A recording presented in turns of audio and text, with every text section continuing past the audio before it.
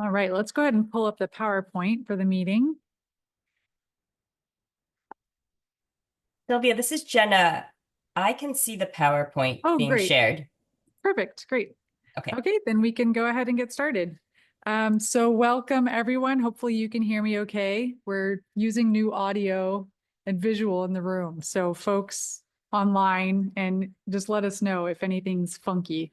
I'm Sylvia Chbosky, helping to facilitate today's meeting, and you are at the 9th meeting of the Community Advisory Group for the climate change effort with Clark County. And you might notice that we have different staff up here in front. We have a number of people that were feeling sick and not quite well enough to come in person today, but they're online. And I'm going to turn it over to Jenna to do a quick reintroduction of some of our staff. Thanks, Sylvia. This is Jenna. Hi, everyone. I am one of those people who's been sick, so joining you all remotely today. So I wanted to reintroduce you to some of the other county staff member teams who I've been working with closely on this project who are in the room today. So Harrison Husting is a transportation planner who has been helping us with this project. So Harrison is in the room today. Amy Koski is the Built Environment Coordinator for Public Health, also joining you all in the room today and working closely with me on this project. And then Jose Alvarez, also in the room today. Jose is the Community Planning Program Manager. And he is here today just to help field questions that may come up as you all discuss policies. So we may call on Jose, but only as needed during the meeting. So thank you to my team for helping cover while I am not in the room. Back to you, Sylvia. All right, great. Thank you so much, Jenna. All right, well, let's dive in here. Okay, so just moving on in the slides, we all know that this work is funded by Washington's Climate Commitment Act. So thank you, State of Washington, for funding this effort. And if we keep going, I'll just kind of walk into our meeting purpose and agenda and reminder of why we're here. So we already went over the county staff, and we always like to be reminded of the vision statement of this group. So you all sort of talked about the vision at the beginning of this process. So really we're here to implement the House bill and create a climate chapter to support Clark County meeting its community greenhouse gas emissions reduction, vehicle miles traveled reduction, resilience, and environmental justice goals. And this is actually particularly critical for today's meeting because we are going to be going through greenhouse gas reduction goals and policies. And so just a reminder that this really is what we're trying to do here, is create this climate chapter to reduce greenhouse gas emissions from various sources. And also to make sure that there's good stewardship, better health equity, green jobs, transform transportation, energy, and waste systems, and be prepared for uncertainty. All right, and then if we go into the next slide. So today, guess what? We have a full agenda. Are you surprised? Have we ever had an easy meeting? That's just like, let's just do a couple of things. So we have a big meeting today. It's also our last meeting before we take a break until 2025.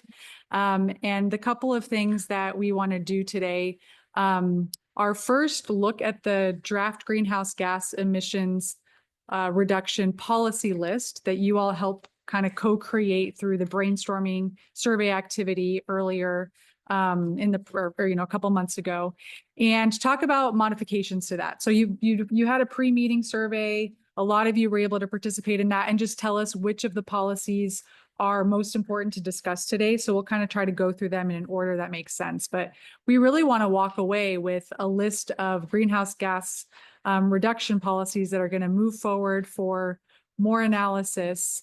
And just ask you, are you okay with these moving forward, knowing that you still have more opportunities to discuss them? This is not the last day, but we want to kind of refine it to the bit that we can. And then we also invite you today to suggest new resilience and/or greenhouse gas emissions reduction policies. And some of you did that through the survey in advance. I think we have like 4 or 5 suggestions. If there's any others, we'll make a call for that today. And then we'll ask you to sort of, have a conversation and convince each other that those should go on the list. So those are the kind of the two pieces for today. And if we go to the next slide on the agenda, as you can see, we'll do project updates and then really have those two topics as the bulk of the meeting. And then, of course, we'll end with public comment, as we usually do, allowing 10 minutes for public comment at that time, about 2 or 3 minutes per person. So we'll ask folks online and in the room if you'd like to make a comment then. And then we'll just end with our wrap up and next steps. And thank you all, of course, for your participation before a big break until 2025. So some webinar participation tips. Just a reminder that if you are a CAG member online, you should be joined as a panelist, which I think all of you are. And please do stay on mute online if you're not speaking. Jenna's going to go over the microphones in a little bit, so I'll let her do that. And in the room, we raise our hands by putting our tent cards up, and online, just press the raise hand button at the bottom of the screen. If you have any technical issues, send an email to Maria, mverano@kernswest.com. And since we kind of have folks online and in the room, just please say your name before you speak so we know who's talking. And the meeting is being recorded, and we have a break, but of course, stand up, get some food if you need to, if you haven't done so yet throughout the meeting. Okay. And then discussion guidelines. So we always like to go through these at our meetings too. And for this meeting in particular, I know we're going to have a lot of robust discussion, and we have a lot to get through. So we'll ask that, as you're speaking, you really bring forward the issues that are most important to you.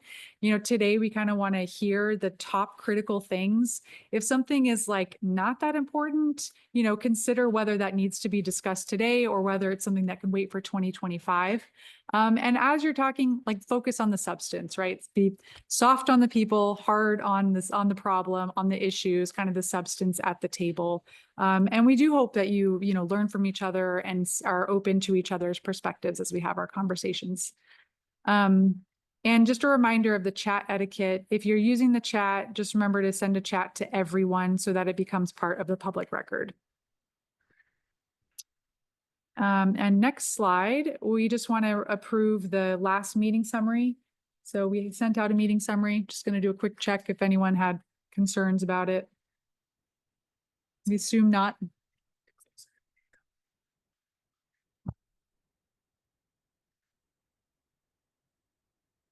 Okay, I think that's it for agenda and updates, and I am going to hand it back over to Jenna for general project updates.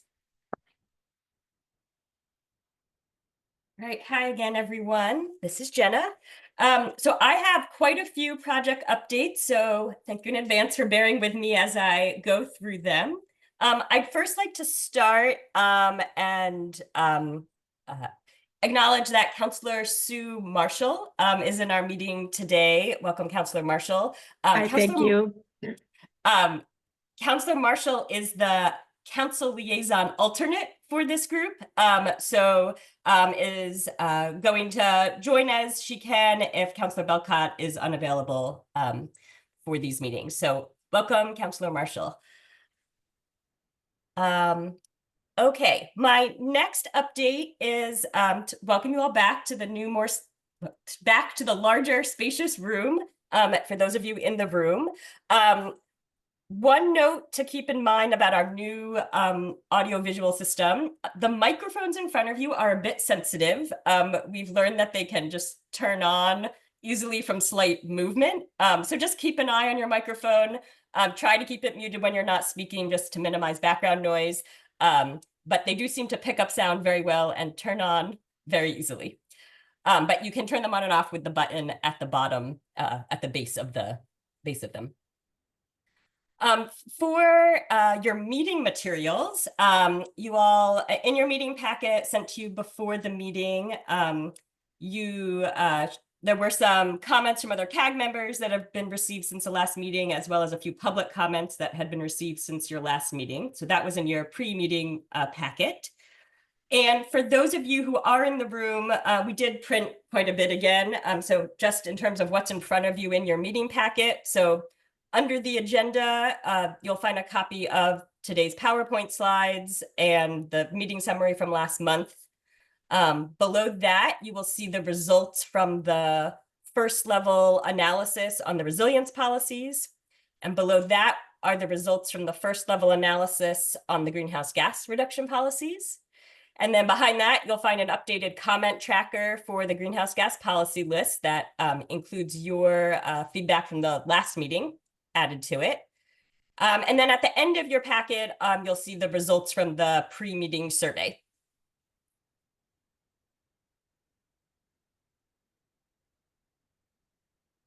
Okay.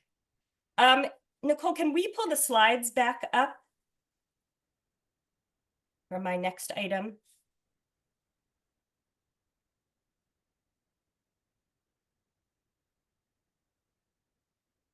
As the slides are, and then you hear the next one. So at our last meeting, I spent a little bit of time reviewing the role of the CAG and going through like the project process. So I wanted to just do a quick recap of that today, but not spend too much time on it. So as a reminder, you all were appointed to be a part of this community advisory group. Because you share a really broad range of perspectives and experiences. You are helping act as liaisons to certain constituencies and interest groups in the community. You've been tasked with developing goal and policy recommendations to meet the requirements of this new state legislation. You're advising staff on project priorities, reviewing and providing feedback, helping promote public engagement activities, considering public feedback at key points in the process, incorporating equity feedback that's going to be provided by the Environmental Justice Coalition through the equity lens. And I think maybe my thing to really highlight today is and use a consensus-based process, which will be a big part of today's conversation you'll be having with each other. Let's go to the next slide.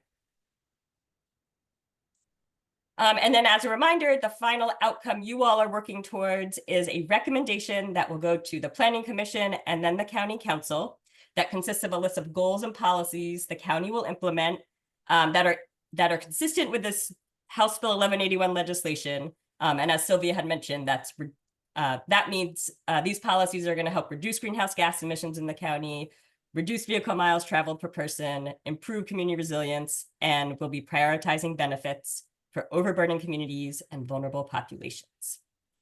Next slide.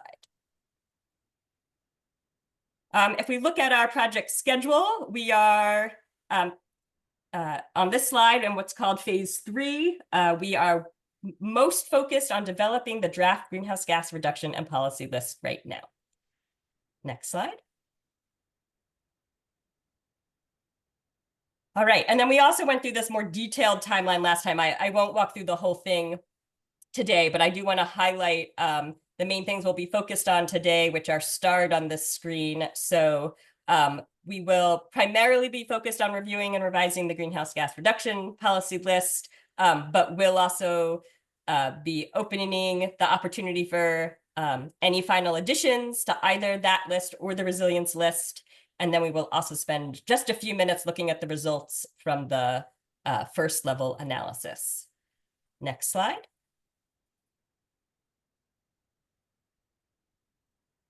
All right, and then this is what comes after today's meeting. Again, I won't walk through the whole thing, but you all will have November and December off while there's a lot of additional analysis going on these draft policies. And then when you come back in 2025, you will be focused on working your way towards recommendation. Okay, and then it'll move, once you're done with your recommendation, it will go on to the adoption process.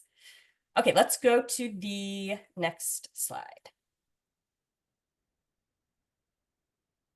Okay, and then one other reminder, we talked about this last time as well, is that, you know, we are asking you all to help us develop policies for a comprehensive plan.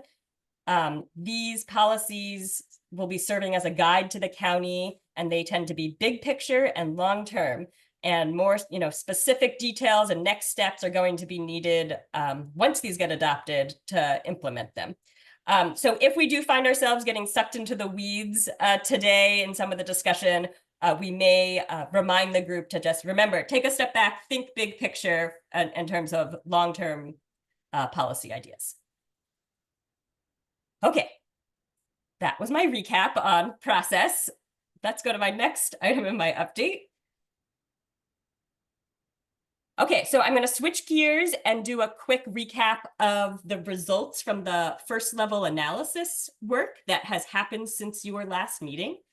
So as a reminder, at the last meeting, you all did a voting exercise to assign weights to different criteria to use to evaluate draft policy ideas. And so those criteria are up here on the slide, and the weighting you all assigned to them are shown here as well. So in your meeting packet, there are two large tables, one for resilience, one for the greenhouse gas emissions reduction that shows the scoring for each policy. You can see both the score for each of the criteria as well as then the total weighted score for each policy. And if you go to the next slide, if we sort the scores, highest to lowest, that's how we are looking at what are the top 15 highest scoring or prioritized policies for each resilience and greenhouse gas reduction. So up on the screen right now, I am not going to read all the text here. This is really here more for reference, and you can see it in your in the slides in your handout if you're in the room. So the top 15 scoring policies for resilience, I've got the first half up on the slide, and the next slide will show the second half of them. These are, well, let me pause. I'll read you the top two policies that scored the highest on the resilience list. So the highest scoring policies were ensure that policies, codes, and regulations protect access to safe, affordable housing, especially in overburdened communities. Access to safe, stable housing provides protection during extreme weather events, while affordable housing leaves residents more resources to spend on resilience building essentials such as air conditioning, air purification, food, and healthcare. And then the other highest scoring policy was to incorporate climate resilience goals into all Clark County planning documents, such as the Clark County Natural Hazard Mitigation Plan, Shoreline Master Program, and Parks, Recreation, and Open Space Plan. So the rest of the top scoring policies are just listed there for reference. So you can go to the next slide, which shows the second half of the resilience top 15 there. So then let's go to the next slide. We did the same thing for the greenhouse gas policies, where we again sorted them to see which scored the highest. The two highest scoring policies on this list were to audit county buildings and facilities, to identify and prioritize weatherization and energy efficiency upgrades and retrofits that are needed to provide cost savings, as well as consolidate buildings and relinquish unused space. And then the second one is to support the widespread installation of ductless heat pumps. And if you go to the next slide, that shows the second half of the top scoring greenhouse gas reduction policies. Okay, so what does it mean if a policy scored high in this analysis? So these top 15 policies in each resilience and greenhouse gas reduction, these are the policies the county is going to focus more of its resources on for further vetting and analysis and documentation to demonstrate whether or not these policies are consistent in helping achieve the goals of the legislation. So for instance, our technical consultant teams are going to conduct the second level analysis that's outlined in their prioritization framework that we discussed in the past couple of meetings. And these policies are also going to get reviewed by our Environmental Justice Coalition, county staff, and other partner agency staff, and so forth. So that's the highest scoring policies. But what does it mean if a policy didn't score particularly high through this first level analysis? Well, it doesn't mean a policy is just dropped off the list because it didn't score high. We do want to consider the scoring information as we continue to discuss and review and refine policies, because there is good information about these different criteria in there. So it's something we want to consider, but it doesn't mean something's just automatically off the list. And we won't be spending as much of our time and resources reviewing the lower scoring policies. So we will do some additional review. The Environmental Justice Coalition is still going to look at them. County staff and partner agency staff will still look at them for feedback. But our technical consultants are not going to be doing any additional analysis on the lower scoring policies. Okay, I've got just a few more updates and then I promise I'm done. Let's go to the next slide. Okay, so I'm going to switch gears. We've got a couple of just upcoming things I wanted to share with you all. So we had to reschedule our community workshop on greenhouse gas reduction. That is getting rescheduled to Saturday, November 16th. It will likely be at Sarah J. Anderson Elementary School from 9 to 11 a.m. in the morning. We will be advertising it shortly and have the details up on our project webpage. And then for those of you who are interested in the broader comprehensive planning project, we do have upcoming hearings on the comprehensive plan land use alternatives to be studied in the draft environmental impact statement. So the Planning Commission is holding a hearing on November 7th at 6:30 p.m. And then the County Council will have a hearing after that date on the same topic. Okay, and then my last update is in response to Janet, you had sent us a question in the pre-meeting survey about something you saw come through your email. So I wanted to talk about that now. You had mentioned that you received something about a Washington State comprehensive climate plan or something along those lines and wanted to know a little bit more what that was. So I think what you likely saw recently was related to what's called the Climate Pollution Reduction Grant. This is an EPA program that's funded through the Federal Inflation Reduction Act that is helping fund development and implementation of climate pollution reduction plans. So Clark County, we are not a lead agency in this work, but there is a Washington state-led statewide effort that's making a plan. There's also a Portland, Vancouver metro area effort being led by Metro as well. And Clark County can participate in either of those. So it's a different climate planning process. It's, being driven by different legislation. There's no direct link to this climate planning work we're doing. However, in theory, if things end up in the statewide plan or the metro plan that happen to overlap with, policies in our county comprehensive plan, potentially there could be federal funding that could be helpful to the county in the future. So that's what that was about. I also saw an email recently related to it. Okay, I am done talking for the moment, but happy to answer questions. All right, thanks so much, Jenna. So much louder in this room now. Yeah, Sunrise. Yeah, it is really loud. Just wanted to add on to what Jenna was saying. So we haven't announced it yet, but the Watershed Alliance of Southwest Washington on November 14th at the library, we're working with Department of Commerce and Ecology on the greenhouse gas emission, one of the plans that they're doing. And so we will have people there to answer questions about it. And then we'll be doing an in-person survey. They have an online survey right now, but we're going to do one more of an interactive in-person. So we can share that information out when we get it. Great, thanks, Sunrise. All right, and others, any questions about any of the project updates or reflections? Yeah, Dawn. And also a reminder to say your name before speaking. This is Don Steinke. A question for Jana. Who's going to be in charge of implementing whatever we do? Is it the Planning Commission? Thanks, Don.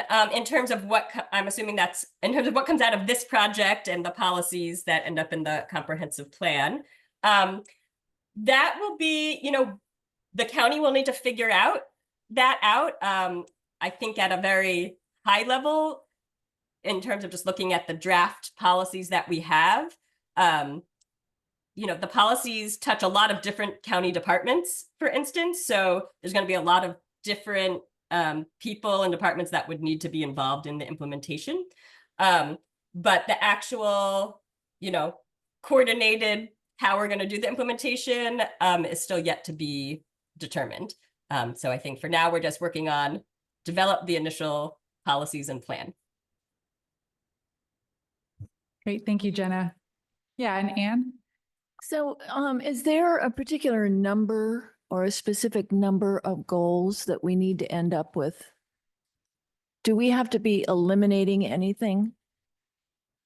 In other words, At this point, no, your prioritization process is what we needed to know where to focus our resources in terms of where our Okay. consultants will spend time. So there is no exact number of something we're aiming for. You know, our main objective is to make sure we are accomplishing what the legislation is asking us to do. So there doesn't need to be a focus on elimination, but it is also okay to kick something off the list. But you don't need to, especially at this point too. That can also always happen later on. thank you. Thanks. And Nelson. Thank you, Nelson Holmberg. Couple of things that I was concerned about is I don't see any recognition for technology, for innovation that's happening in the energy space. I don't see thermal networks, thermal energy networks systems as a tool for greenhouse gas reductions. So I'm concerned that that's not there. I'm also concerned to see that there are a lot of overlapping policies in what we've listed here that are already existing policies at the state level. So why are we duplicating efforts? Those are kind of the types of things that I am concerned about. And Nelson, those are great questions. We are just kind of finishing up on project updates, and I think we're going to get to all of that next. So unless Jenna, you want to touch on any of the responses at this point? Yeah, I can chime in on the overlapping policy piece. Maybe I think that's sort of a broad thing I could touch on now. I think yes, Nelson, there's definitely some stuff on the list that is either restating something that is already happening because of a state requirement or another county requirement. We also actually even have some overlap between our resilience and greenhouse gas reduction policy list. So I think we are aware of that. At this point, county staff, like we haven't done our close review of the policy lists yet. We're trying to let you all conceptually agree on ideas, but it will be on us to look closely and try to reconcile some of those things. It's also okay to have things on the list that are, you know, maybe just sort of supporting or emphasizing something that is already happening. So there's that too. So yes, we are aware of it and we'll be working on that over the next couple of months. I guess I'll stop there for now in response to that. Great. Thanks, Jenna. And we can get back to some of the other specific comments when we get into the policies, Nelson. Thanks for bringing those up. Folks can hear me okay if I'm not super close to the microphone? No? Okay. I'm just getting some feedback when I'm too close, so I have to find, okay. Did you have a question, Brent? Okay. Okay, I'll try to be closer then. Okay, well, we will now move into the greenhouse gas emissions reduction policy list. I have to find a shorter way to say that.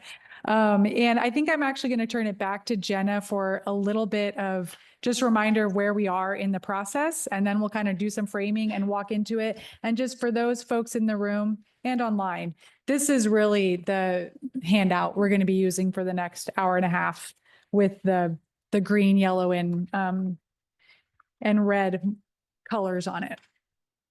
I know you have a lot of stuff in front of you, so Jenna, back to you. Okay, so just to refresh everyone's memory, so Sylvia said we are about to start walking through the draft greenhouse gas emissions policy list. We will get as far as we get today as a group. So any changes that you all agree to as a group, we will then incorporate those into the next version of this list for our second level analysis. You know, we started talking about greenhouse gas emissions back in July when we saw the results of the county's greenhouse gas inventory. And then if you remember back in August, we started to talk a little bit more about, well, what do we do about the emissions? And you all participated in a brainstorming survey to help come up with some ideas, and that was used to help form the initial draft policy list that we looked at your last meeting in September, where you all reviewed it to check that it, what did it capture, the feedback that you had brainstormed. And so since your last meeting, we incorporated those changes that we discussed at the last meeting.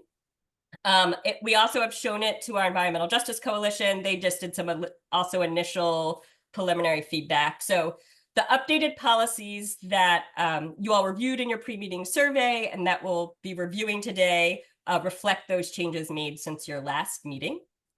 On that sheet that Sylvia was just holding up, we attempted to order the policies, we'll work our way from top to bottom through the list.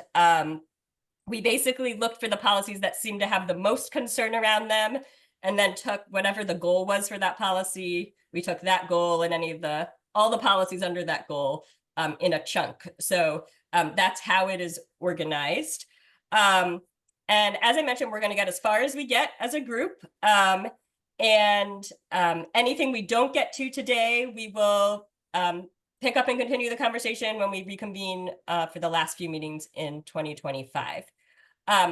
Just sort of a side note for staff, our interest is that you all get through at least the 15 highest scoring policies on the list today, because those are the ones that are going to get the highest degree of second level analysis. And we would like to be analyzing, policies that are revised, if possible, for that work, so that those analyses are more relevant. So if we are taking a long time to get through the discussion, Sylvia may start asking the group to skip some policies just to make sure we get to those yellow highlighted ones for sure by the end of the meeting. Okay, I think that's what I was going to say, Sylvia. So back to you. Great. Thank you, Jenna.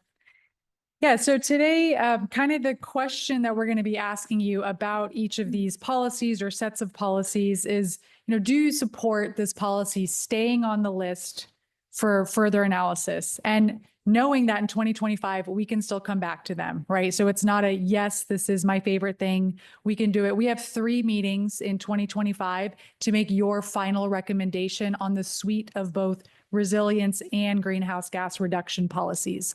So we know this is your first, real discussion on all of these, and you might not know, which ones you're supportive of or not yet, and that's okay. But we want to know, are you okay with this moving forward? And I would also say, if you have questions about some of these or you're not sure, keep it on the list, right? There's no harm in keeping it on the list at this point. But if something I think more the question is there something that really needs to be changed conceptually for it to be a better policy to meet some of the goals of greenhouse gas reduction and the other things that are important to you? So today would be the time to say, yes, it's good move as it is moving forward, or it needs these changes. So if you're not supportive of it moving forward, you have to say what your suggested change is. It can't just be a lack of support, because that's just kind of where we are in the process. We need those, no, and here's what I would support, and then we can discuss it as a group and kind of come to agreement on them. Does that kind of make sense as what we're doing here? All right. And so we are going to walk through these just kind of in the order that they are in the handout.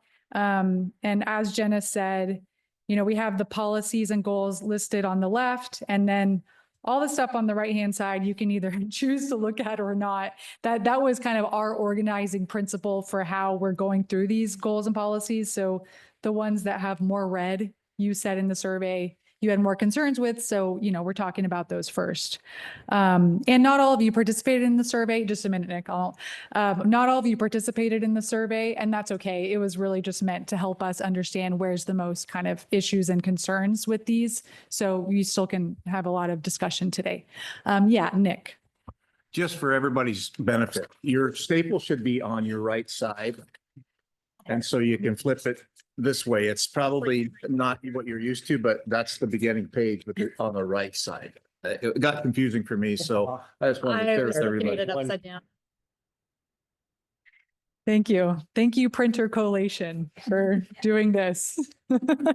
Thank you. Yeah, there are 16 pages, so there's going to be a lot of page one, goal this today. Okay, so can we go ahead and dive in? Let me just check online if there's any questions here. Okay.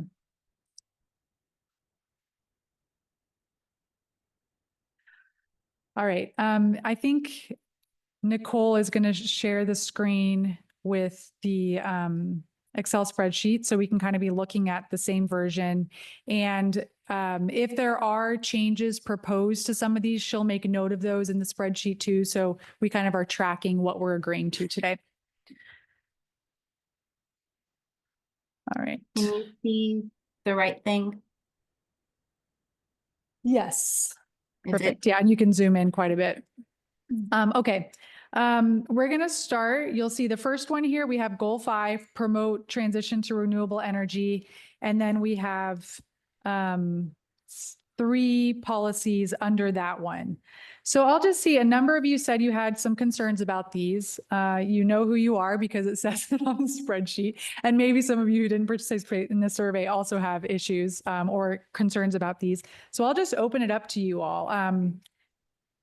What could be done to improve these before we ask you, are these okay moving forward? Or what concerns are there? Yeah, Sunrise, go ahead. So this is Sunrise O'Mahony. I think I've answered it. I was doing this late last night, but the on-site renewable energy, is that AKA solar? So let's see, I think we're For talking about P2. in policy 2, it says on-site renewable energy.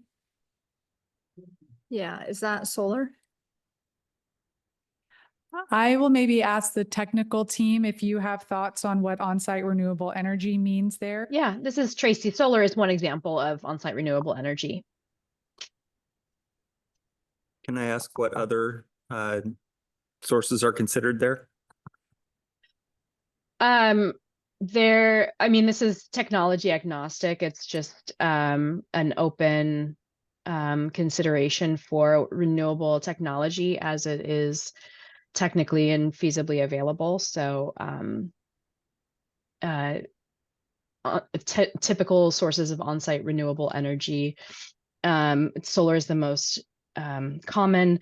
I think that some applications of wind, small wind could also be applicable, and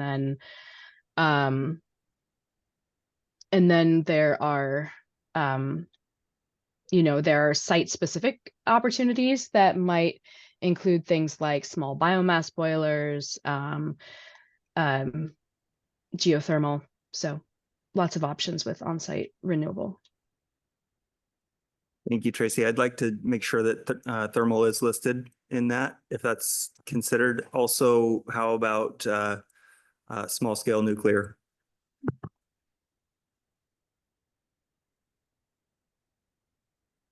And maybe also, so Nelson, you're suggesting that we lay out all the different types of renewable energy that could include?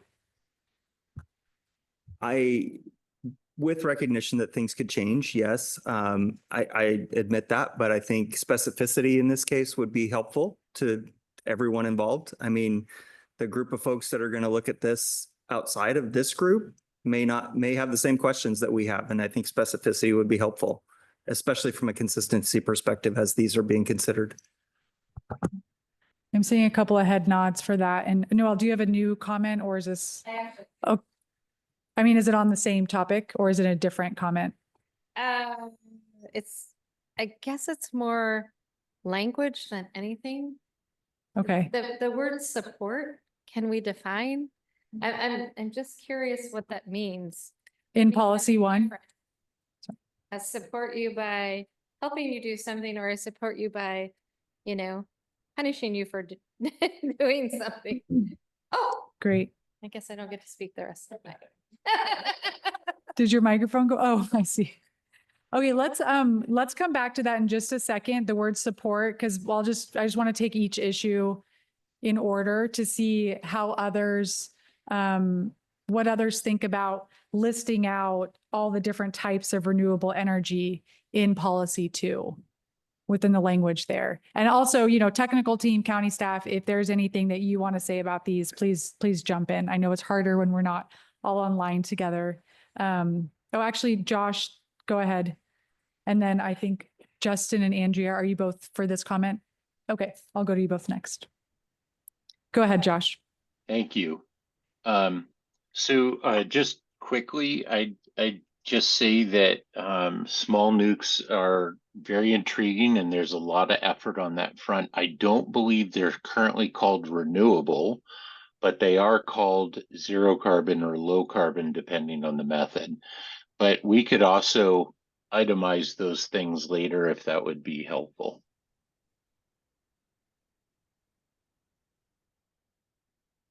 Okay.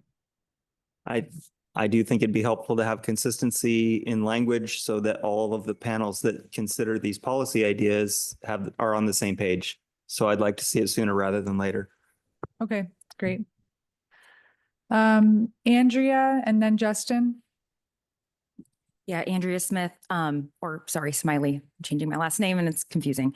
I think I just have a general question. So there's a few things on here that, depending on the outcome of a certain initiative on the ballot, might change some of the local control on some of these items. So I was just curious what your review will look like as it relates to the outcome of the election. Yeah, this is Jenna. I can jump in on that. So our the legislation behind this climate planning initiative doesn't change based on the outcomes of this upcoming election.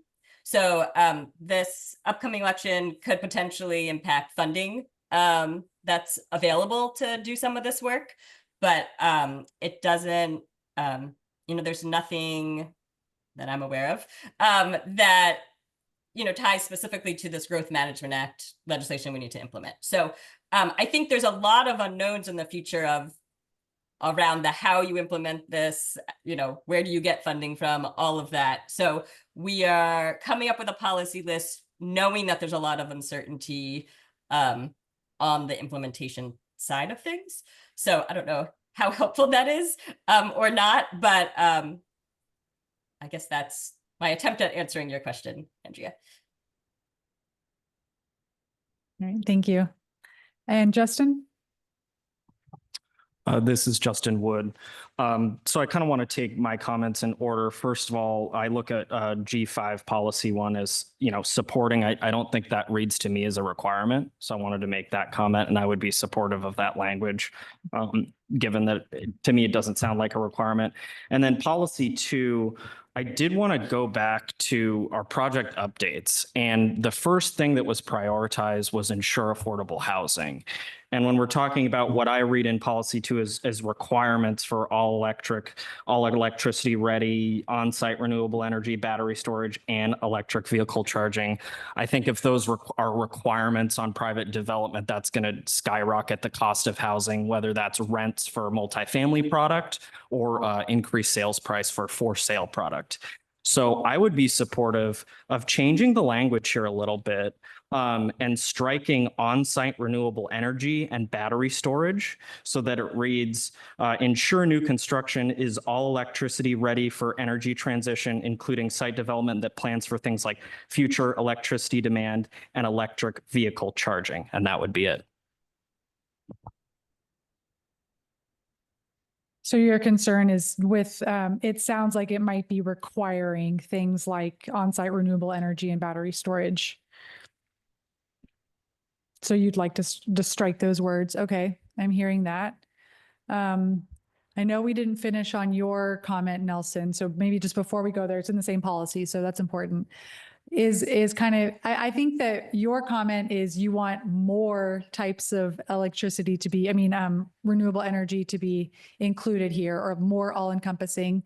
And I also hear some concerns about limiting, Jessica had a comment in the chat too. I wouldn't want to limit any renewable energy sources as technology improves and new things become available. Is there other language that would get at what you're looking at? This is Nelson. Again, I agree with the concern about limiting. I don't want to limit either. But in the shorter term process that we're working through right now, I'm asking for specificity about ideas that can be considered across the board by not just the community advisory group, but also by the EJC and also by the TAG, so that we're all speaking the same language and we're all considering the same ideas. And we're all on the same page. That's kind of where I'm trying to go with that. Okay. And Sunrise? So on that same topic, is it possible to have, maybe this is already somewhere, but more like the definitions of it instead of, because I'm a little concerned by having it spelled out in here, because I feel like I was actually fine with this, but then these comments came up, but I do feel like then it makes me want to look into the different options that you just said and be like, oh, do I even want this? Do I support this? And so I feel like I'm then being put into I need to say if I support a specific, and that feels a little in the weeds. So I wondered if it's kind of like, more of a definition of it. Can we just have something, or just like a little asterisk of here's some things? Because I do also add to what Jessica said before, and that's just being concerned about it limiting. And then in response to what Justin said on this, personally, I think it does need to be on there, because I'm afraid if it's not on there, I hear the equity piece, and I think that's something that definitely needs to be thought out. But I think if we leave out the renewable energy piece, then I see that being lost. Okay. And Anne? I was having a hard time hearing Nelson.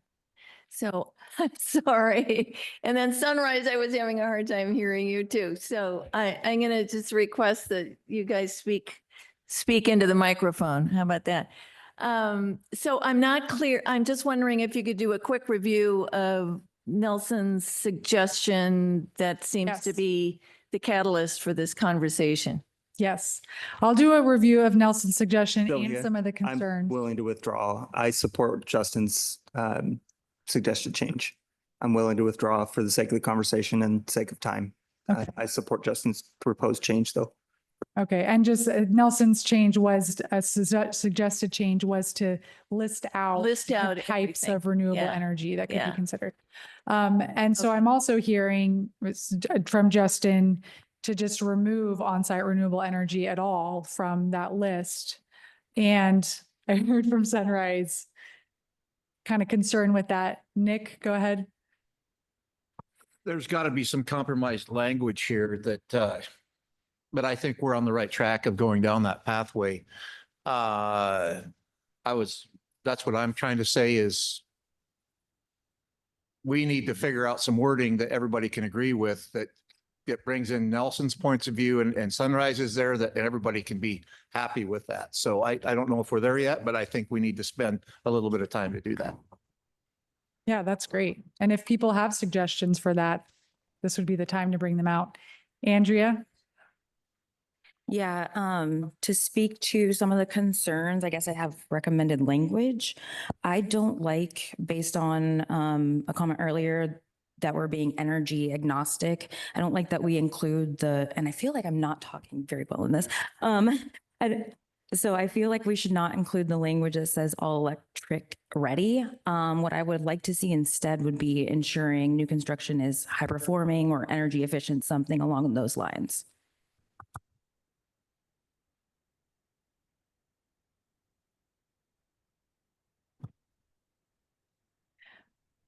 I don't know who was first here. Maybe Sharon first.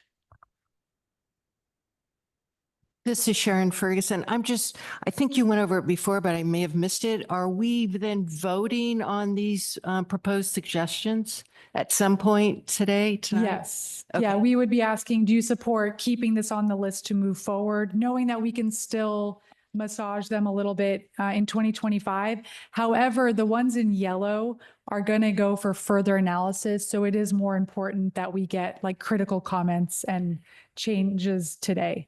And are we voting right after the discussion on each point or at the end of the evening or? Yes, after each discussion. Okay. Go ahead and do that. Thanks for the clarification. And Dawn?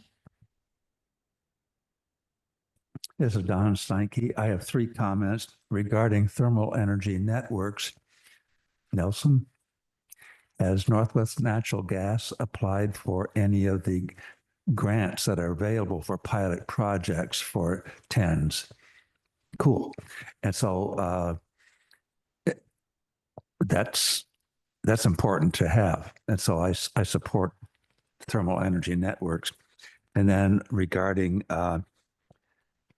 Justin's comments, on policy 2, ensure new construction is all electric ready for energy transition, including site development plans for things like future electric demand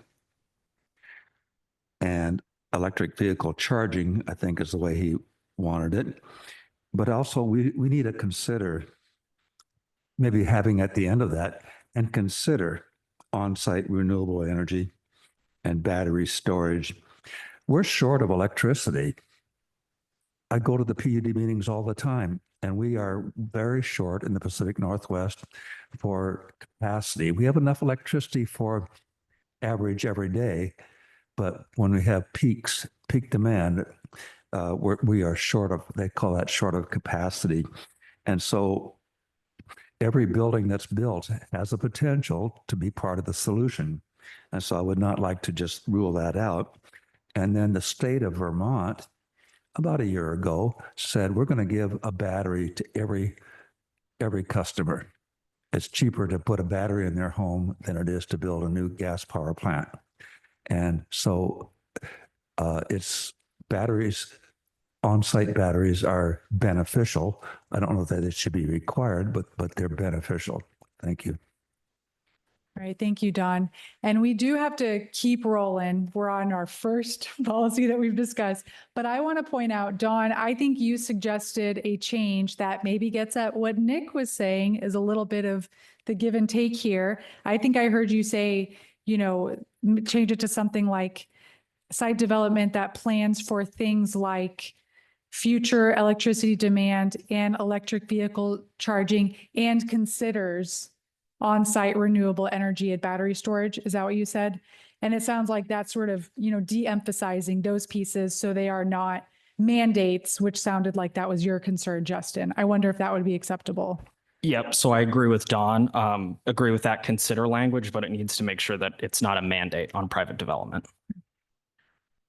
Does that sound acceptable to folks? I'm seeing head nods, and I'm going to check online to see if folks were okay with that general concept.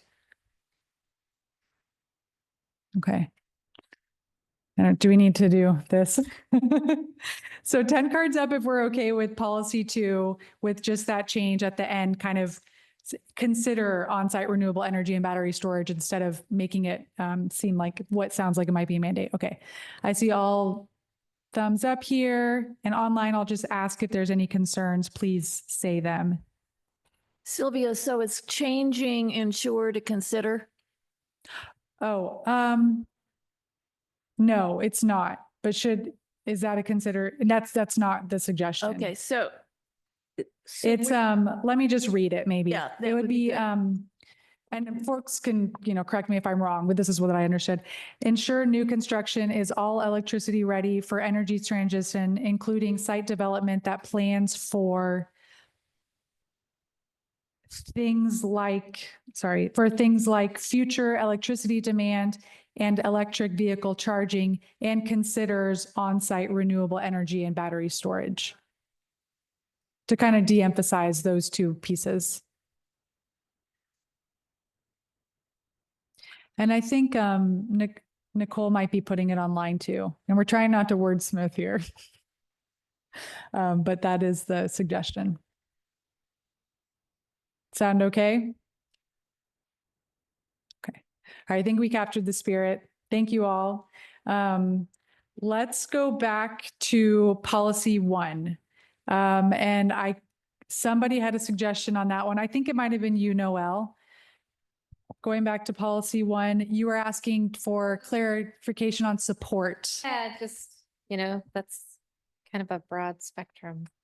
So just trying to understand what do we mean? And I point that out because It's in a lot of the policies. That's great. Yeah. So Well, maybe I'll point to the county. What usually happens when the word support is in a comp plan, or maybe someone else has some thoughts on that suggested this one. Sophia, this is Jenna. I can jump in if that's helpful, though I can't see. Yes, Jenna, go ahead. Okay. So I think it is, I do think it's sort of broad and vague. It's not being defined. So I think it could mean, support could be in funding, or it could be in education, right? It's not, so I guess it is vague. I am confirming. That's how I read that. And I think, again, the details of how this would happen would need to be worked out later. But I think if there's another suggestion of a preferred word to use, that is totally okay too, to consider if there's another, something else that resonates better. Thanks. Noelle, any reflections on that? I guess I would just say, there's no certainty, right? So, but that normally support is positive, but too much support or too little, So I think sometimes when we talk about support, it may be something that the county doesn't have any direct influence on. And I think in there's a suggestion about partnering with our partner agencies, the utilities. So whatever we can do to help and coordinate that.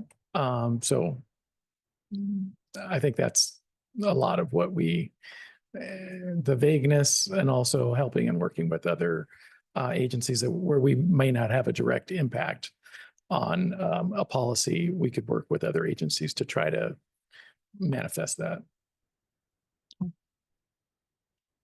If you think of another word that you like better, let us know. Nick?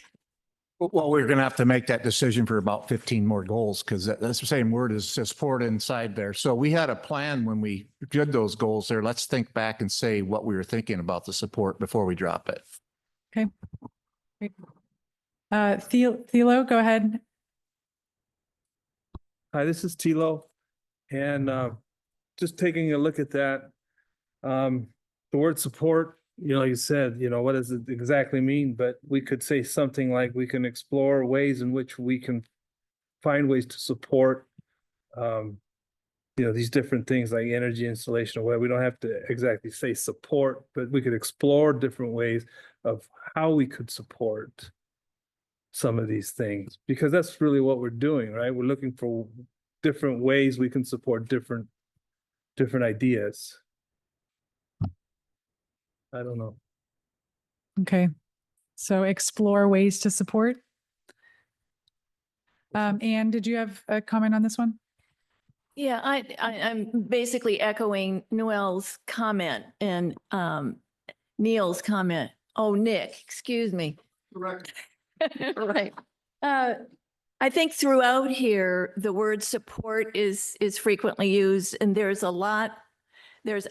other words that are frequently used that I think that they need to go away, because they don't imply, or they don't ask for any particular action for which local officials can be held accountable.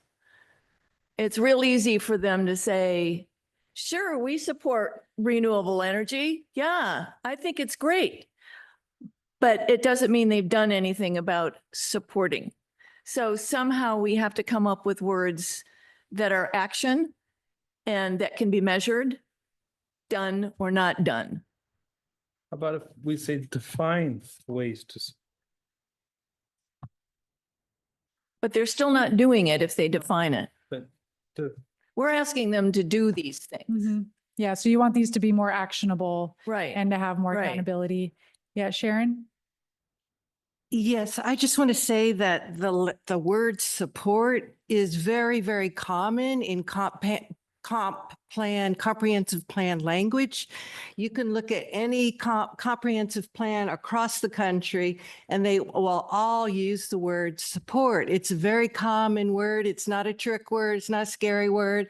It's just how these policies and goals are said. It's very, very common. Having been a former city county planner and worked on comp plan updates and seen many, many examples of comp plans across the country, this is common everyday language in a comprehensive plan. And I just wanted to put that out there. It's not something unique here. It's very, very common. Right. Thanks for normalizing that and kind of noting that this is the comprehensive plan level. And I think Jenna has described before that sometimes it's not very satisfying because you want it to be very specific and this is a 20-year plan. And I think I saw in the chat or maybe a message that there's, we see support for a renewable energy installation, but there's examples of what that support looks like afterwards. So that's sort of what the rest of the language is meant to be there. If that helps people consider this a little bit more. So any other thoughts on this one? Changing support or okay as it is? Okay. John says he's okay with it as it is. I see other head nods saying yes, fine. And again, if in 2025, we want to make it more specific, possibly we can. Okay, so I'm going to ask leave as is, put your 10 card up if you're in support of that. See what I did there? I want to thank Sharon for that. Thank you very much. That was very good. You explained it so well to us, so I appreciate that. Perfect. Right. I see concerns though from Anne and Thilo, which is fine. I mean, that's why we're doing this. So go ahead, Anne. Oh, you're good, Thilo. Okay, Anne. Yeah, what was your concern here? I appreciate the comment. Thanks, Sharon. But it still doesn't hold these guys accountable. I mean, it still doesn't mean that they get away. If we as citizens, as an advisory group, come up with recommendations and those recommendations are accepted, I want to be able to go back in a year or two and say, have you done this? And they say, well, we support it, but they haven't done anything. So that's my, sorry, Jose. And I see some more 10 cards. I will say, Anne, though, if we do need to know, then what's the alternative? Exactly. Right. So maybe think about that a little bit and I'll see what. And I also realize that, to Justin's point, if we change the wording in such a way that it's a requirement or a mandate, then it's a no for some in the group, that we probably would have difficulty agreeing on it. So I get that. And maybe the word support or ensure will ease the way into agreeing on it without making it a mandate. Yeah. Okay. Thanks for that. So. Andrea, and then, I'll just go down the line. Andrea, then Sunrise and Nelson. Yeah, Andrea again. Okay, that sounds better. Thank you. I like Anne's idea of having some sort of accountability, but also going back to Sharon's point, I think we're kind of like laying the groundwork and then there's going to be a committee or a work group or somebody that's going to be putting into action like tactics. So I would actually personally prefer to keep it a little bit more generalized. There are a few things in this document that are very lengthy, like paragraph length, and I would like to see those condensed too as we go through the process. Thanks, Andrea. Nelson? Thank you. I too thank Sharon for the explanation. That said, my support for the vote in the room was to keep this in conversation, because I do truly support what Anne said in terms of the word support. I think there does need to be a measurable. I think there does need to be an actionable verb rather than a vague verb, and just goes back to my earlier comments about specificity. So I think the more specific we can be, the better off we are as in terms of policy and accountability.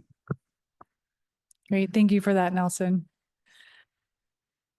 And I'll also look at, if the county has language that you've seen in the comp plan that you think might meet some of the needs in the room, I think feel free to throw those out as suggestions too. So what do we do now? And it's I'm okay. you're okay with it? Great. Thank you. Okay, so we'll keep support on the table, but comments noted that we want this to be more actionable. So we'll kind of keep considering that. Okay. So other than that, for goal 5 and the 3 policies, I'll see, are there any other concerns with the goal language itself or anything here, or can we move to the next goal area? Okay, everyone's flipping to the next page, which to me means we're good. Okay. Okay, good job. We got through one goal. Woohoo! All right, now we're going to page 2 of 16 to goal 3. And there are 4 policies here. Focusing on the yellow ones are a bit more important for today. So I'll just ask folks that had concerns with these, what are the concerns and what would your recommendations be for changing?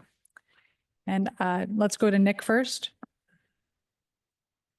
Okay, I don't have a whole bunch of issues with this whole thing, but I do have a major issue with or require upon sale on the first goal. I would like that to be struck.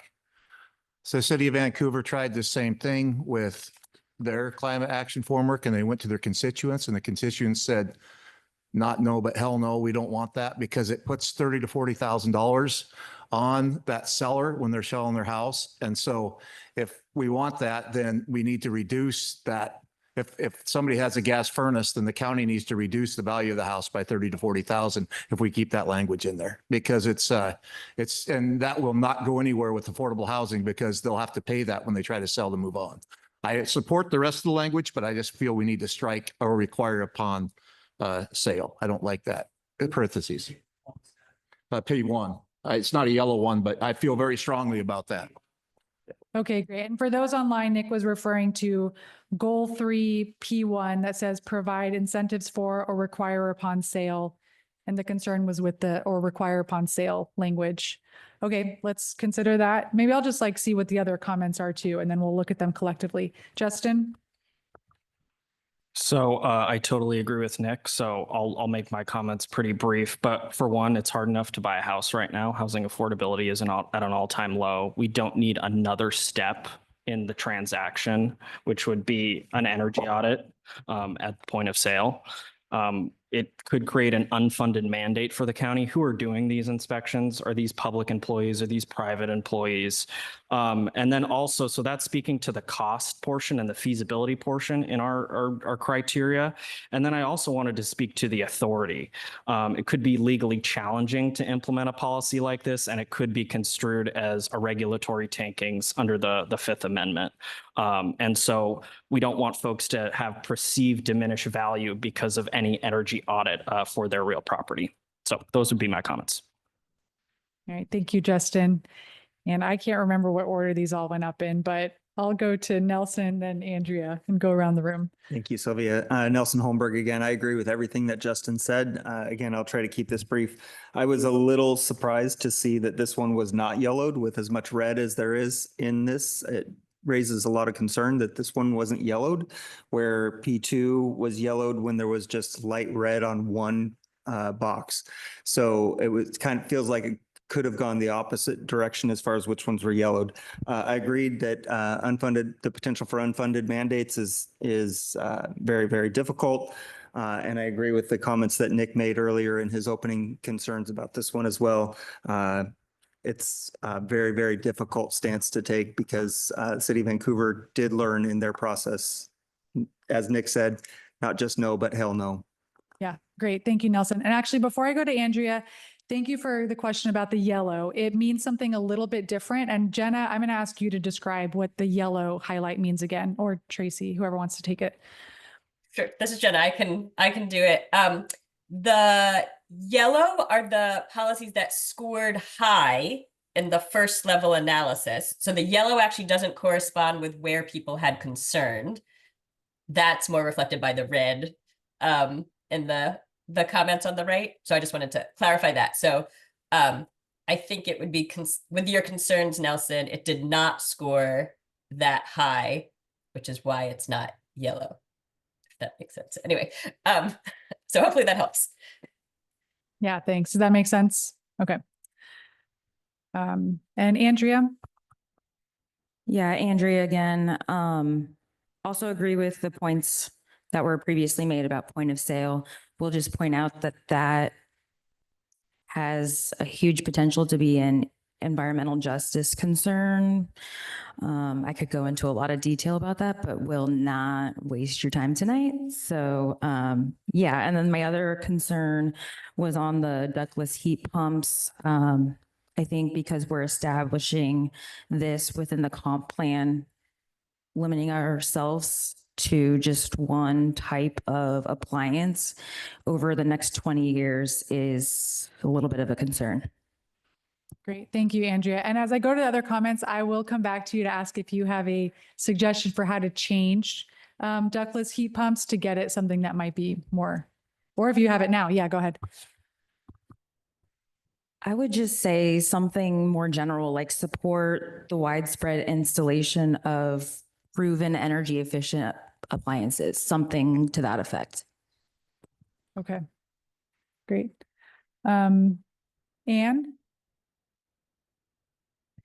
In its, this is Anne, in its original form, I just read it as not doable. The concept is pretty good, but it was just not doable for all the reasons that have been given. The ductless heat pumps one? The way that it Oh, was the originally requirements. in the original format, not Andrea's. Okay. Yeah. Got it. And Sharon? Turn it off. Okay. It's just something I want everyone to take into consideration, if you would, for everything we're discussing tonight. I mean, we're here to discuss climate change and what Clark County is going to do in a positive sense to affect climate change for the county. And it seems like, I don't know, we're not kind of moving in that direction. There's some of us among us who are really not wanting to move in that direction, but it seems if we don't go in that direction, we're not going to make the changes that we need to make. I mean, if anybody's paying attention to the horrible hurricanes and tornadoes that been all over Florida and the Southeast US, I think affected 7 states, and we can see that it's getting worse and worse and worse. And it's just, we're it seems we're not wanting to make the changes that I think need to be made as a committee to move in a climate change direction. And then more specifically on these, I'm not aware of what happened in Portland in terms of the energy audits, but apparently it didn't go well. But that doesn't necessarily mean that Clark County can't move in that direction. I don't know, to have an energy audit at your house done. I've had one done at my house. It's not all that expensive to have it done, but it does offer the opportunity for people to make the changes in their house once they know what needs to be done and decide to do it or don't do it. But at least you know the condition of your own house, or if it's a commercial property, what the condition of that commercial property is, and then they can decide whether they want to make those changes or not make those changes. All right, thank you, Sharon. And so just to clarify in terms of is this for policy 1? Yes. You would be supportive of leaving it as is to kind of move the needle a bit more on climate change. Okay. Dawn? This is Don Steinke. Regarding policy 1 underneath goal 3, I believe it was 2017 or 2018, I attended the Portland Development Commission meeting where this was on the agenda.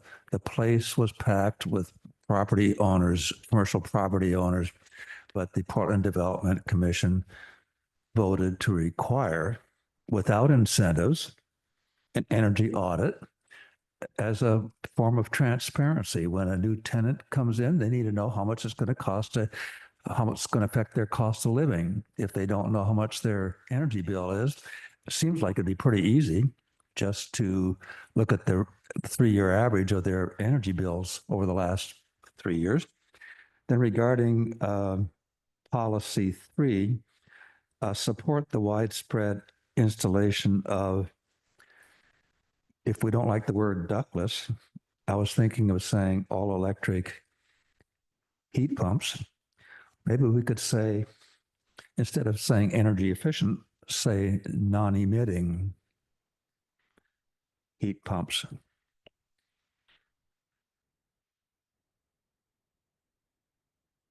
All right, thank you, Dawn. So maybe something like non-emitting heat pumps instead of ductless heat pumps. We can go back to that one in a second. Let me just get all the concerns out first. Nelson? Thank you. This is Nelson. I just wanted to remind everyone in this room, we've talked about it before, that both utilities do offer free energy audits of homes of their customers as it is right now. So I'm not even sure that P1 is even necessary at this point because all customers of both Clark Public Utilities and Northwest Natural can get an annual energy audit for free of their homes. Okay. Okay, thanks for that information. That's helpful. Andrea? Yeah, I just want to reiterate the environmental justice issue of requiring point of sale energy audits.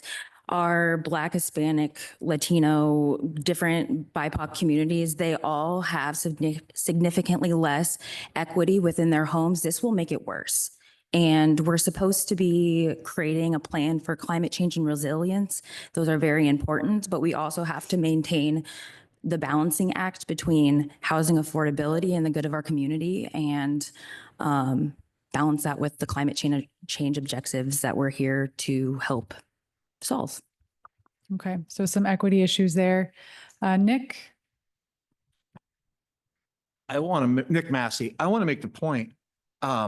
The way it's written, if you strike or require upon sale, and what Nelson just reiterated too, was this is already available. I don't have a problem with that. I don't have any problem with energy audits or anything like that. That's not my point here. My point was simply that or require upon sale. That, and again, Andrea said the reasons why. And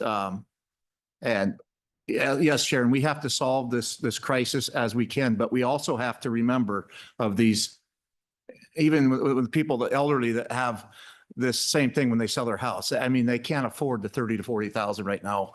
I don't think they ever will be. And so we got to remember those at the same time to do that. So again, I don't have a problem with how it's written, except for or require upon sale. Okay. And Sunrise?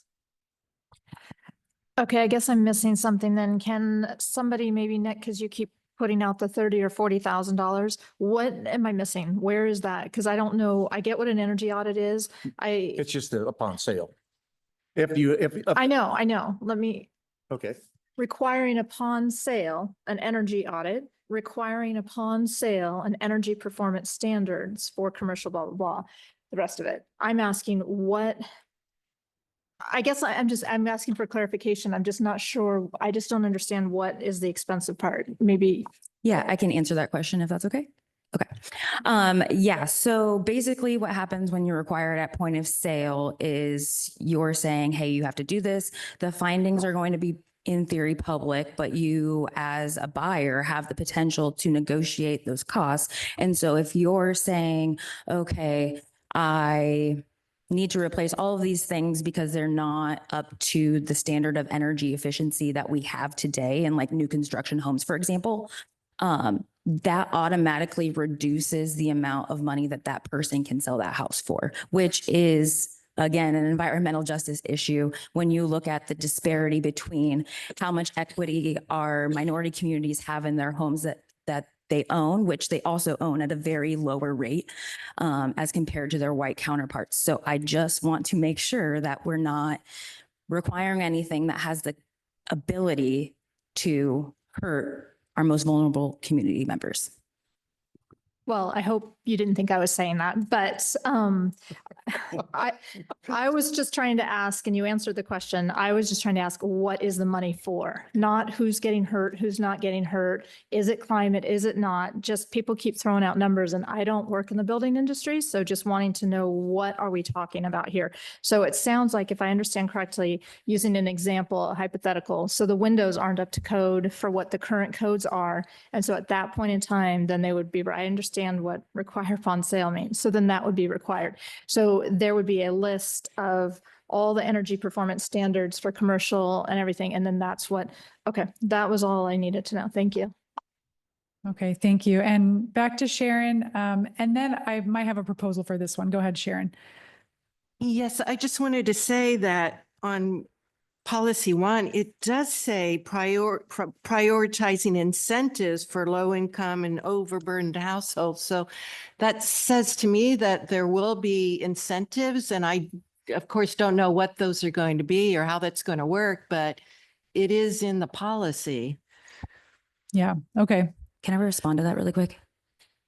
Very quickly. Okay, thank you. It's also important to protect those that are not at the same level of qualification for low income programs. And the reason I say that is because nurses, teachers, et cetera, they make 100 to 140% of AMI. They wouldn't qualify for any of these programs, for low income programs. So I want to make sure that we're not just protecting disadvantaged communities, but also the people who are teaching our children, who are responding to fires, medical emergencies, et cetera. So yeah, I'm just going to stop at that. Thanks. Thanks, Andrea. Yeah, I think a lot of important considerations have come up about this one. And I will note, since Goal 3 P1 is not one of the top 15, that means we have ample time to talk about it in 2025. So I might suggest that, for the interest of time, we capture all the comments that have been made on this one. We revisit it in, January, February. Would that be okay for this particular policy? Okay, great. Anyone online have concerns with that? Just revisiting P1? I did also see a few comments in the chat about kind of agreement with what's been said so far. So thank you. Okay, so then maybe let's go to policy 3 and back to the suggestions on supporting the widespread installation of something. It sounds like maybe there's concerns around not wanting to limit to just ductless heat pumps. And Dawn, you had a suggestion around maybe just non-emitting heat pumps, or it could be proven energy appliances. And I think there was even something in the chat around energy efficient heat pumps might still emit greenhouse gases. So I wonder if somebody has a suggestion that could broaden this to include, maybe new technology in the future, but not be so specific as it is here. Any thoughts? Yeah, Thilo? What Andrea said, to me kind of resonates, because technology will change, standards might change. So if you leave it a comment in there, that you're promoting the use of energy efficient appliances, whatever that standard may be, because it's 20 years out, so the standard could change. But if you leave the language in there to suggest that we're using energy efficient appliances that are at that standard, wherever we are along that timeline, I think that kind of covers it, in my view. Okay, and what covers it? Sorry if I missed the actual Support suggestion. the widespread installation of energy efficient appliances or whatever technology exists at that point in time. Okay. In regards to those appliances, I mean, because the standards will change over time. Okay, and So here, limited. so that might work for you. Support the widespread installation of proven energy efficient appliances. Terry? Yes, I agree with what Thilo says. Appliances in general, it doesn't just necessarily have to be a heat pump. Yeah. Or air conditioning, but anything. Anything and everything that. Okay. Yes. And Dawn? This is Don Steinke.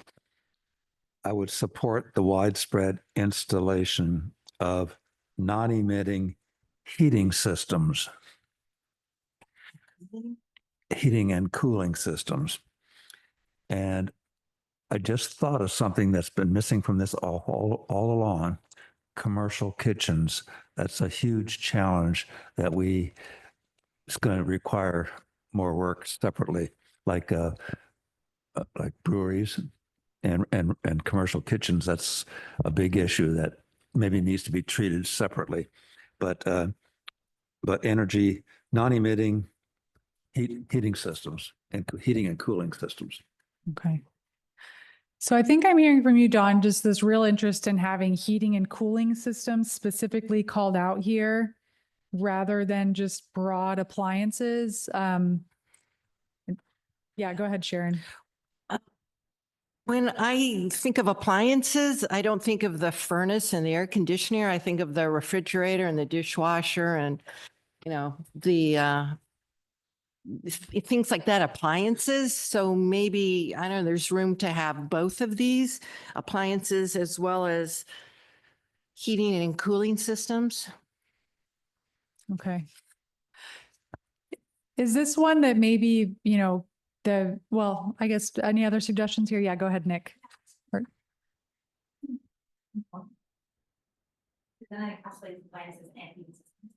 water heating system.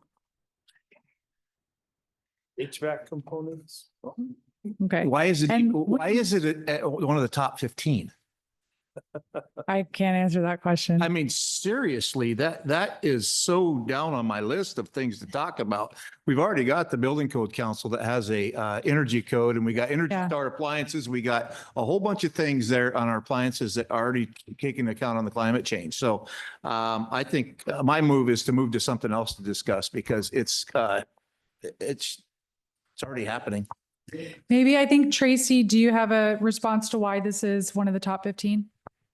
Yeah, this ranked as one of the top 15 because it has a lot of great benefits and it is something that is currently available to do.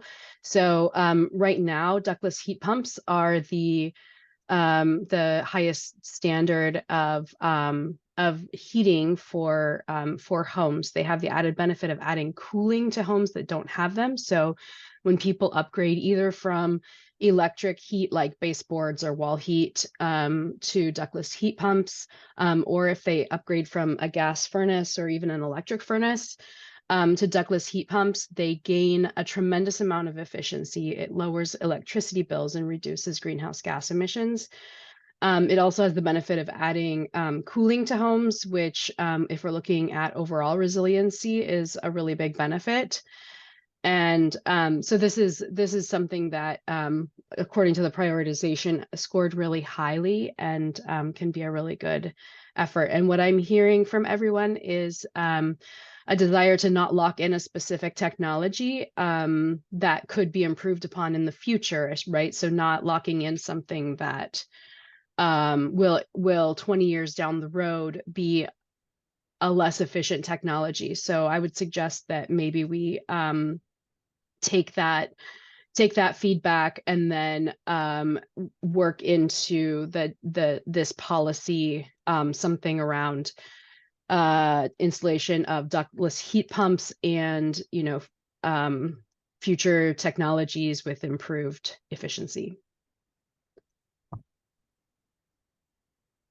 Okay, so would that be okay with, because I think you're all saying similar things, that you're in favor of supporting the widespread installation of energy efficient somethings, whether it's systems or components or whatever, and maybe calling out the heating and cooling as important. So are you okay with that concept moving forward and the team can wordsmith it?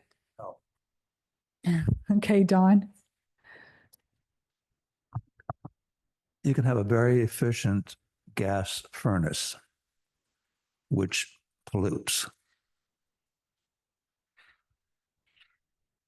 which will be emitting 100%. I mean, it's going to be emitting. It's this, you have to burn natural gas to make an efficient gas furnace.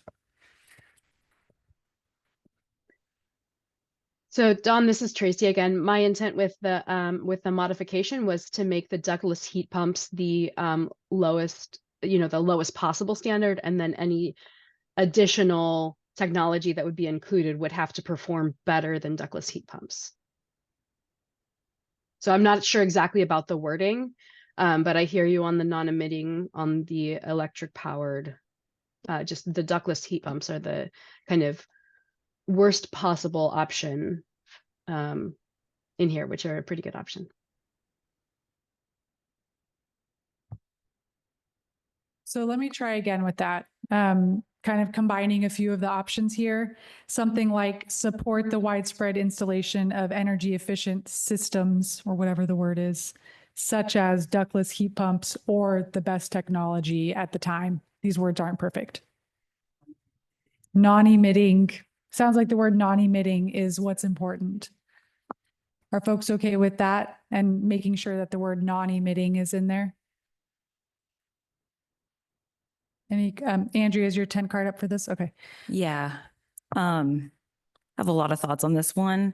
I did want to bring something to the forefront as somebody who has lived with a ductless heat pump, that it provides cooling only up to 20% or 20 degrees of whatever the temperature is outside. So for example, one summer, it was 105 degrees outside and it was still 85 degrees in my house. So the fact, or the notion that they provide adequate cooling needs to be further investigated and potentially considered when we talk about resilience and what it looks like when temperatures are over 100 degrees, when people are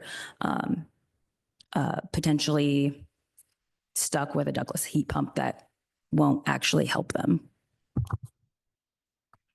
So you have concerns with supporting ductless heat pumps at all because they may not provide the cooling benefit that's needed? Is that right? I'll check with others on that. And then I'll go to you, Nelson. Don, go ahead. What else besides a heat pump can be used for cooling? I really like my my new air conditioner that runs on electricity, actually, but yeah, that's the most effective. It's my natural gas furnace is also very effective at heating my house. I will say that when I lived with the ductless heat pump system in a 550 square foot apartment, it did not provide the cooling that I get from my natural gas furnace. So comfort is very important, and that needs to be a consideration. Okay, thanks, Andrea. And I also want to know online, I'm sorry if I missed these hands before, Janet and Gabriella. If you have comments, I'll go to Janet first. Yeah, a couple of meetings ago, when they were giving us an overview about greenhouse gases, for those of like me who didn't have a full understanding, they were talking about mini splits and ductless still emitting. While it's lower, it was still emitting. And then there was also some refrigerant leakage, I think they were talking about, which also had some global warming potential. But I don't know how we go to a no or zero emitting language when we know that energy efficiency appliances even right now can't meet that standard. That was my only comment. Okay, thank you. And Gabriella? Yes, thank you.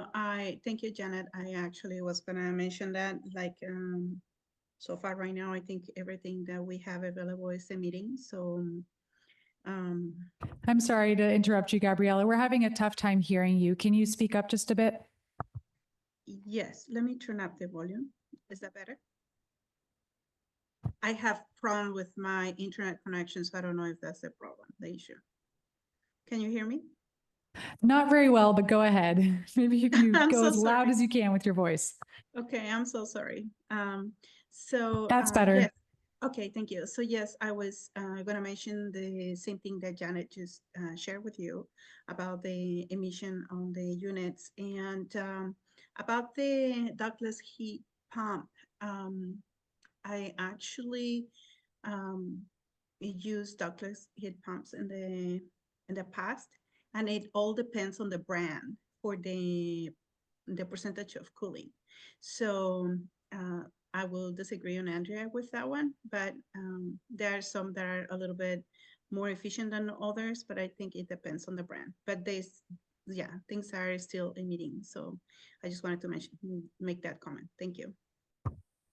Great. Thank you, Gabriella. And Nelson?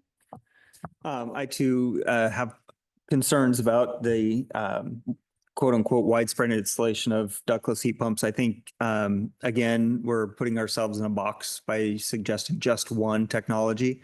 I think thermal is a fantastic option that should be considered in this case as well. And so again, I'm concerned about boxing us in with just one option for policy. All right. So I'll ask folks what to do with this one. How can we update this one to kind of incorporate all these concerns? I'm hearing, some concerns about ductless heat pumps as the only option. I hear real support for non-emitting, but I hear also that some folks are saying there are some very low emitting solutions that might be helpful too in the future, and not wanting to box us into current technology. So any suggestions for how we can move forward?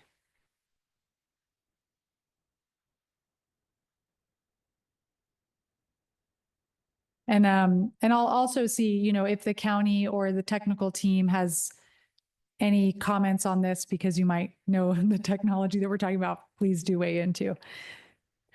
Go ahead, Sharon. I guess one question is, what is the timeline on this and when will these policies, goals be reviewed again? I mean, and there might be an opportunity and the next time it's reviewed to adjust the language on these goals and policies as needed at that time when it's updated. But I don't know what the timeline is on that. Oh, you mean the timeline for the comp plan review? Okay, go ahead.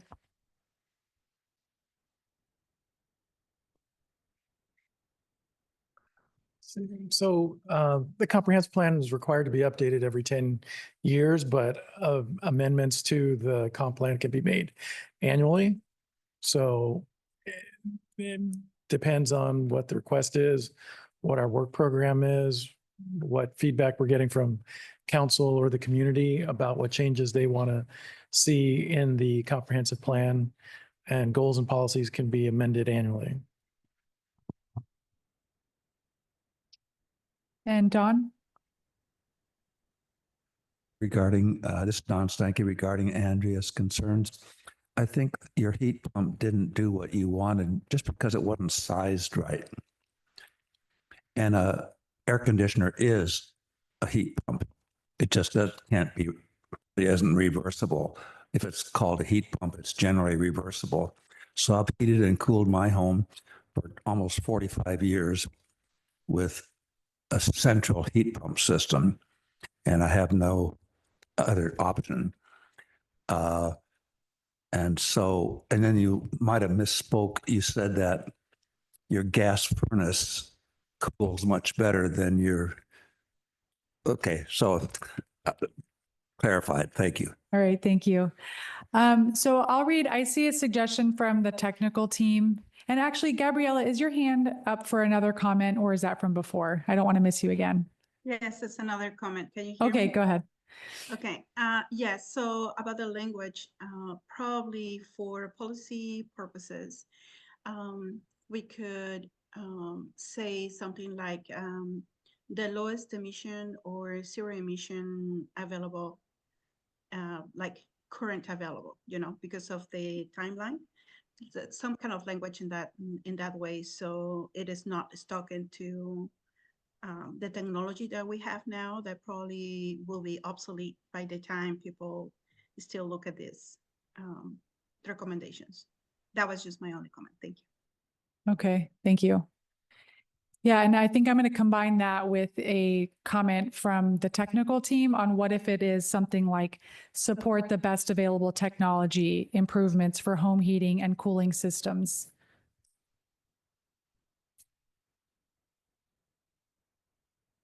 Would folks?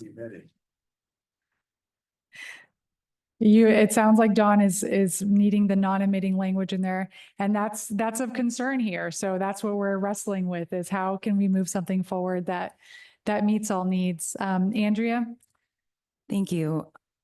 So if we are changing the language, I'm almost wondering if this just falls into, what is this, policy 2? Because at that point, we're just supporting the energy efficiency goals or codes or whatever that both our state and our utilities are kind of going after. And there's like other funding mechanisms too that we could help promote.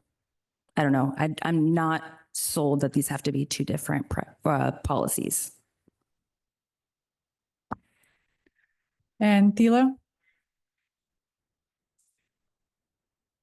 Number 2, that we can just incorporate maybe an additional line into to satisfy concern about, because we're already talking about energy efficiency upgrade, heat capture, commercial and residential building.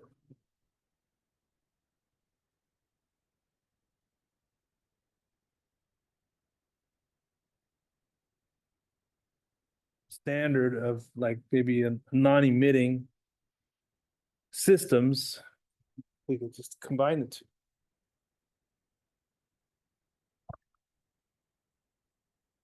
Thoughts from others on combining the two?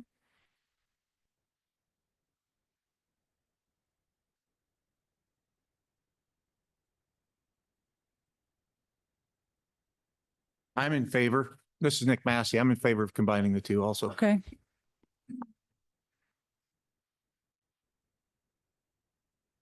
So we're asking about combining goal 3 policies 2 and 3. And I'll also check with the technical team, because I know you are doing the analysis on this, if that messes anything up, if you combine them.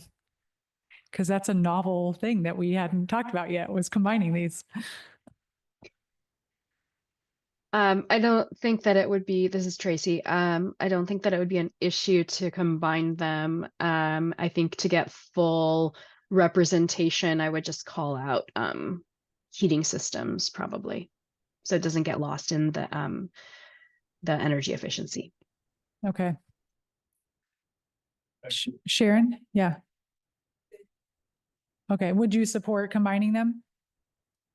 Yes, but it's just, I'm not clear what the language is going to be. I'm fine for combining them, but I don't know how it's going to read or what the language is. Okay.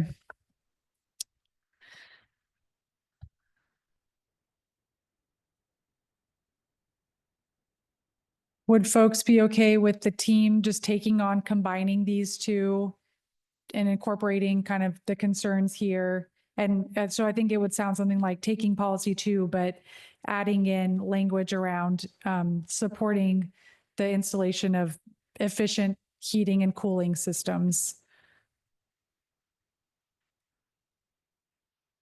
I'm seeing head nods mostly here, and Dawn's still concerned about it. Gas furnace.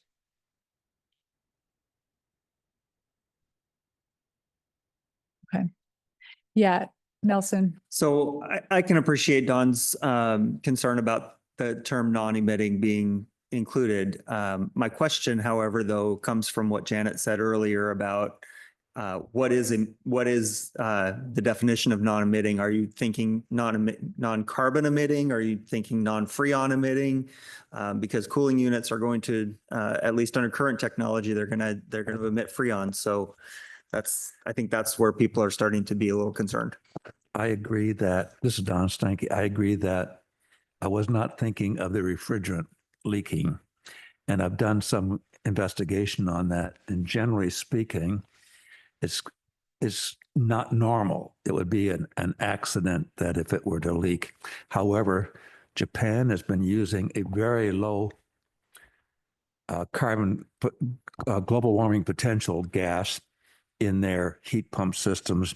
It's much so CO2 has a carbon potential, let's say 1, and the refrigerants have a greenhouse gas potential of like 5,000.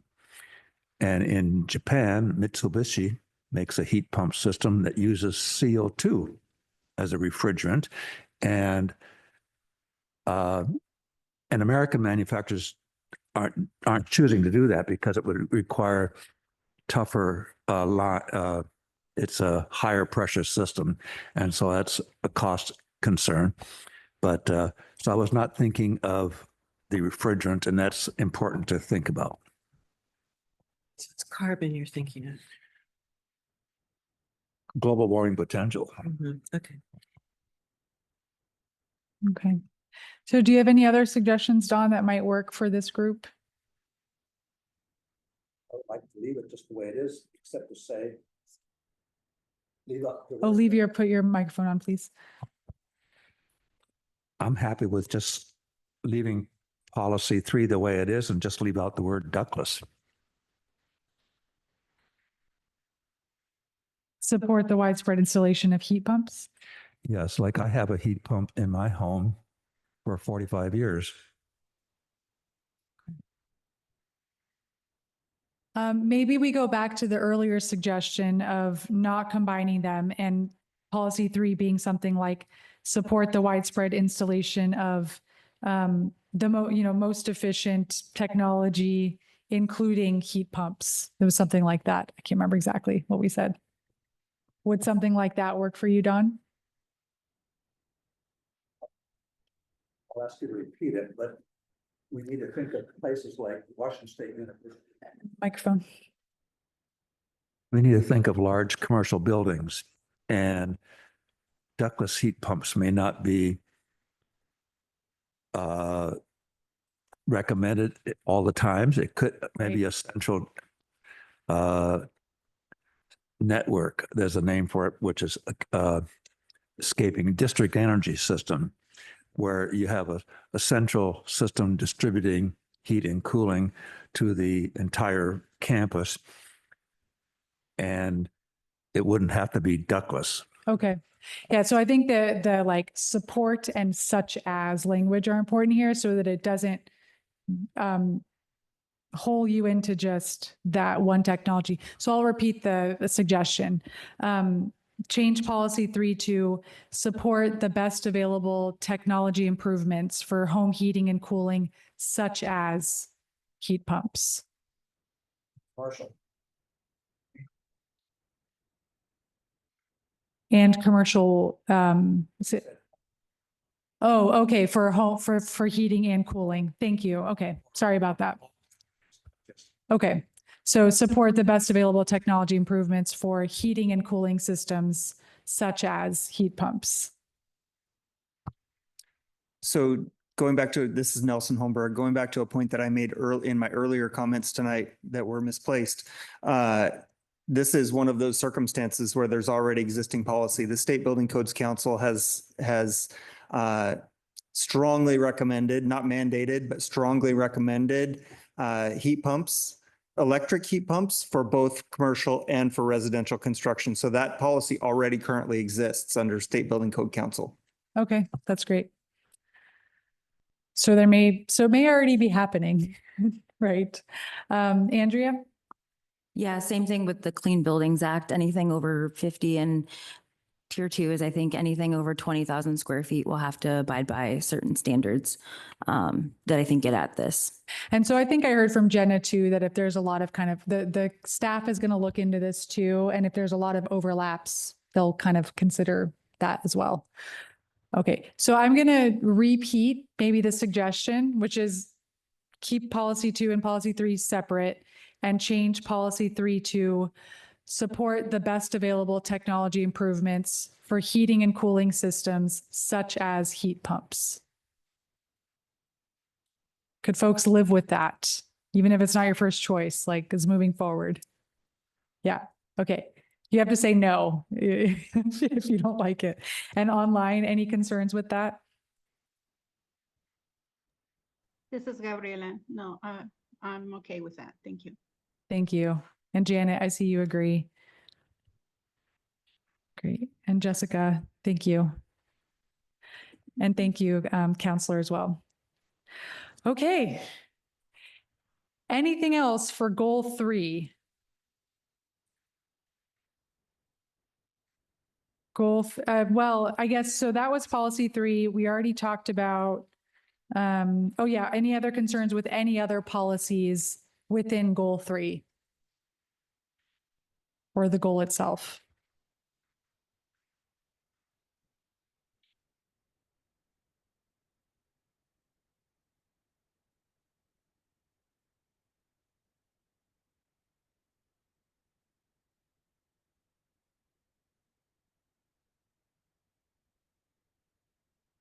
Yes, we will take it. Thank you, Anne. We need a break, but I just want to do a last call. If there's any concerns with these, if not, then we'll say these are going forward with the change we talked about. And we're shelving P1 for more discussion in 2025. So maybe I'll repeat. So the changes being suggested for goal 3 and the policies, we're asking the 2 changes, well, they would move forward, but for staying on the list, but we would talk about policy 1 again in 2025 with the require upon sale language. And then the change would be to policy 3, the language that I just said. Anything else? Okay. All right. Okay, then we'll move goal 3 and its policies forward for consideration. Let's take a break and get back together at 7:30-ish, maybe 7:31, but 7:30. Okay, thanks. 7:31, fine.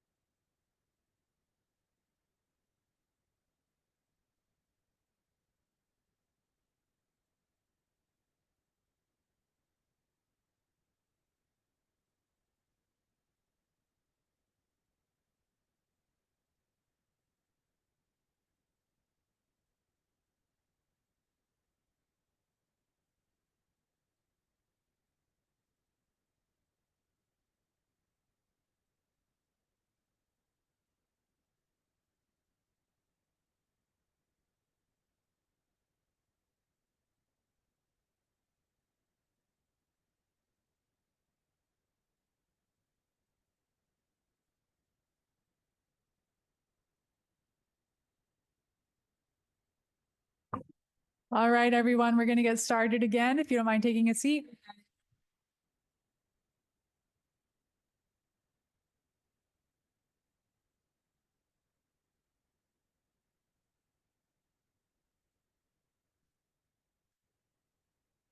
All right, welcome back from that way too short break. Okay, so we're going to keep moving on, and we are making great progress, but not time-wise.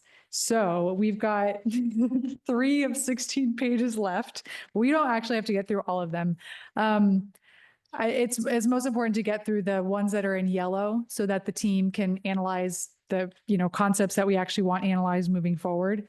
So let's just move into goal 8, policy 2, which is in yellow, on page 3, enhance availability and accessibility of EV infrastructure charging stations with particular focus on multifamily housing.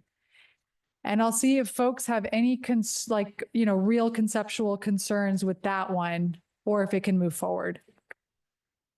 I'll give you a second there.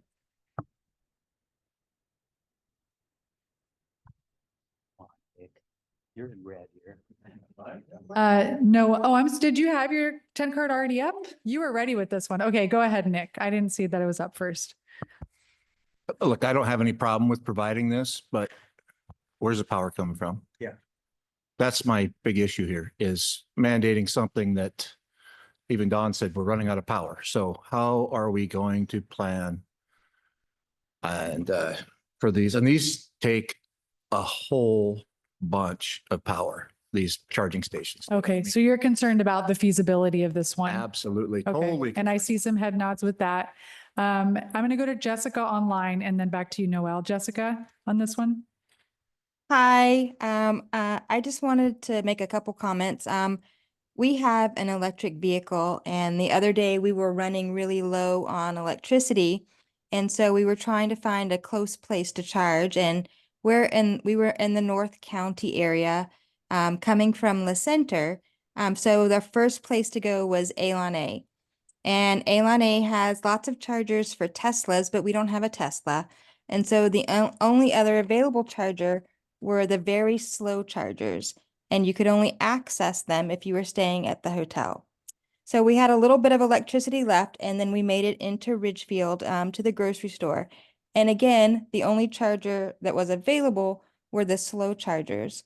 And so when we think about adding chargers, we need to make sure that we add chargers that can actually charge a car in 30 minutes or less. And a lot of times when we go to the charging stations, like at Walmart, there's a line in order to charge. You have to wait, which is fine. But if you have very slow chargers, then that wait becomes longer. And then to address Nick's concern, would it be possible to have companies like Electrify America, run the charging stations at the different multifamily locations? Yeah. I'm not sure if we can answer that last question, Jessica, but I'm hearing that, you've experienced a lack of chargers and would advocate for kind of especially more fast chargers. Yes, because a lot of times I think it's cheaper to put in slow chargers. And it does take less electricity for slow chargers. But in order for electric vehicle, no, it doesn't take I don't know. All right. Well, and we're getting into the specifics of this. That might be a little bit too detailed but I appreciate it. Just trying to check time. Yeah, I guess I Noel, wanna go ahead. promote faster chargers. Okay, so promote faster chargers. And Noel? I'm going to talk about language again. I don't really know what enhance availability means. Maybe Sharon could say whether that's, common, comprehensive plan language, but enhance seems like a really nebulous term to me. I would say there's nothing unusual about using the word enhance, and I don't know, how else would you, what other word? It just, to me, means, try and do more or make it more available or, enhance. in my view. Increase availability? Increase it? Yeah, but increase and enhance kind of the same thing, but I don't care. Increase, I'm fine with that. Does anyone have a good suggestion for that before I go to Dawn? We have an expert in the room. Terry, how are we going to make more power? I'm no expert, but yeah, I see no problem with wanting more infrastructure, but with that comes more electrical generation, and solar's not going to cut it. Okay. And Dawn? This is Don Stanky regarding resource adequacy. We need to get busy doing that. That's why I supported renewable energy in every place possible. Now, Clark PUD currently has a program where if you have an electric car, they give you $50 if you charge during non-peak hours. So the biggest problem with the utility is providing for peaks. So basically all the wires and poles you see around the county, they're underutilized. They're not used most of the time. They're only there for the 2-hour peak over the last 2 years or something like that. And so if you can shift the load to other times, the PUD will give you an incentive, except not for my electric car, because I think General Motors ran out of the chips that speak to the system. And so they don't recognize my Chevy Bolt. But this has been advertised for about 9 months. Their system at the PUD is called OptiWatt. And it's not much of an incentive, but they try to discourage you in this summertime from charging between the peak time, like 4 to 9. If you charge during other times, you get some money reward. And in the wintertime, if you charge not during the peak in the morning between, I don't know, 7 and 11 a.m., something like that, you get a reward. And so the utility world doesn't see it as a insurmountable problem. It's just people need to get busy doing it. And I would like to see Clark PUD do a lot more in the way of providing those kinds of resources locally. And regarding some of the other comments. And Dawn, I'm just going to see, do you have any more comments about the goals here, the policy? I like it. And the advantage of slow chargers at home is, well, charging at home is far cheaper than charging at any public place, because it costs much more money to install that very expensive equipment and rental of the property or use of the property. And so charging at home is the smartest way to do it. And basically people have to plan. Dawn, I'm going to ask you to wrap that up unless it's a change. I like it the way it is. Okay, thank you. Yeah, Justin. This is Justin Wood. So this is more of a comment in general support of policy 2 here, goal 8. Just wanted the project team to be aware, I'm sure they are, of House Bill 1257.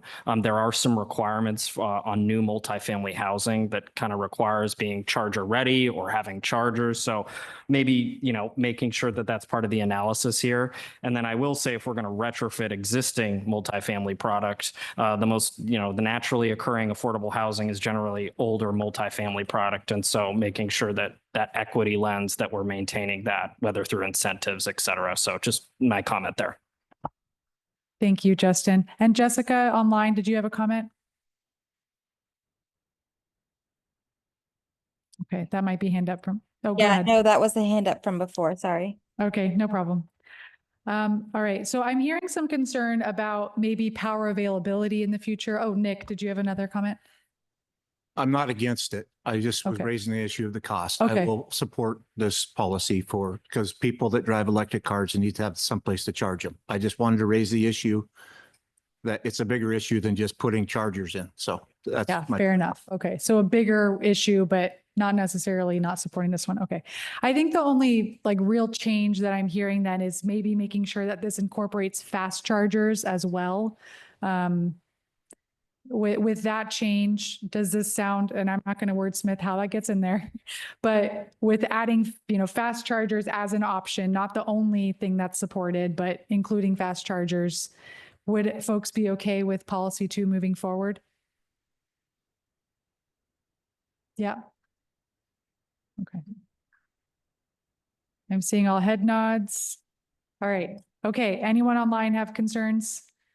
Okay. Thank you, Janet. All right. Let's keep moving then. So we'll move forward. Goal 8, policy 2.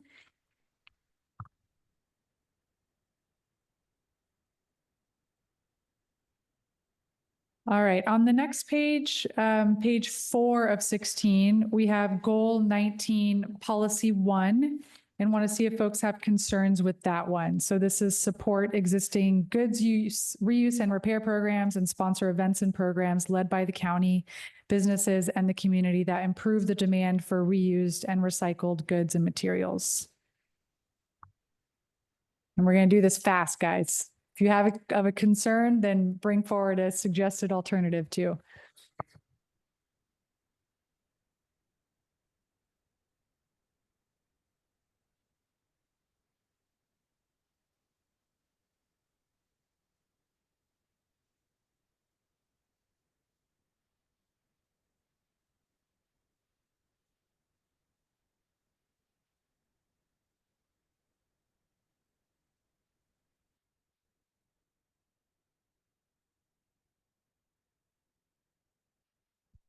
Nelson?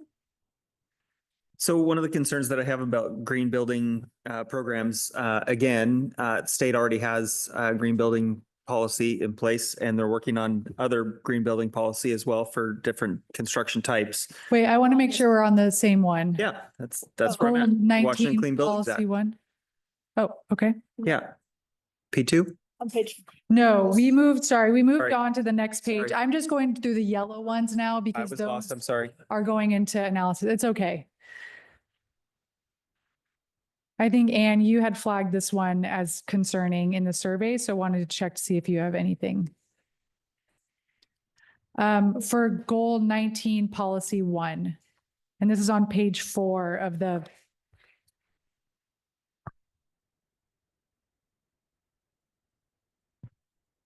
Goodness, how quickly we forget.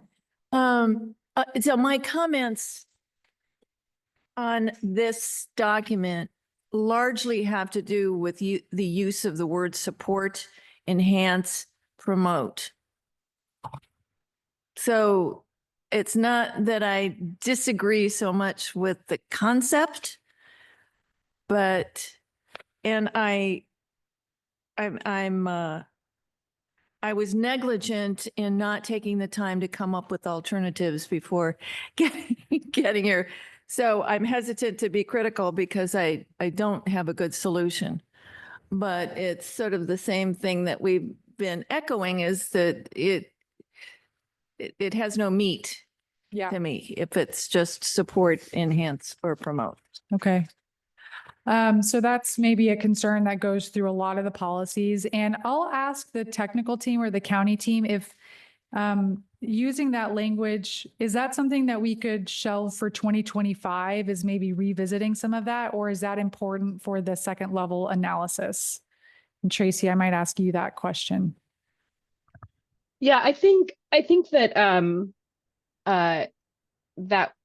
that sort of a modification would most likely not impact our the majority of our analysis. So that's a little bit not 100% committed, but because any change could potentially adjust the analysis, or it could adjust what is being analyzed. But in general, I would say getting a little bit more specific about what support means would probably not have a huge impact on the analysis. Okay. So maybe folks can do some thinking on that over our break. You know, you can just think about if there's other words that you think would work or other pieces. Okay, thanks, Anne. It's your homework assignment.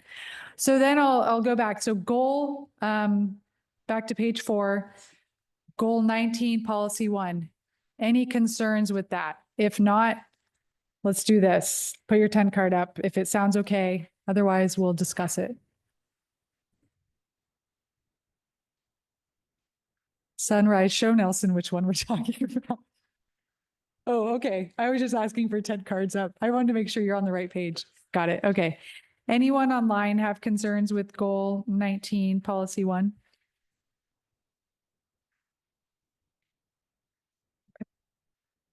All right, I'm seeing no concerns with that one. So let's keep moving.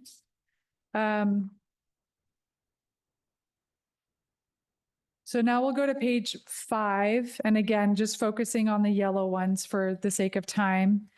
We have policy 2 that's up here. This is the one, Nelson, that you were wanting to comment on. So go ahead. This is policy 2, incentivize green building programs, including compliance with, et cetera, et cetera. Go ahead, Nelson. Okay, Nelson Holmberg, just again, just a concern about duplication of what is already on the books. Let's educate ourselves on what's there, what needs to be there, what can be there legally. There is a effort at the city of Vancouver right now to build a green building policy, and that's been put on hold due to my understanding, and it's third-hand information, so I admit that, but there's concerns about legal action on a green building policy being developed at the city's level based on their authority. So I'm concerned about that.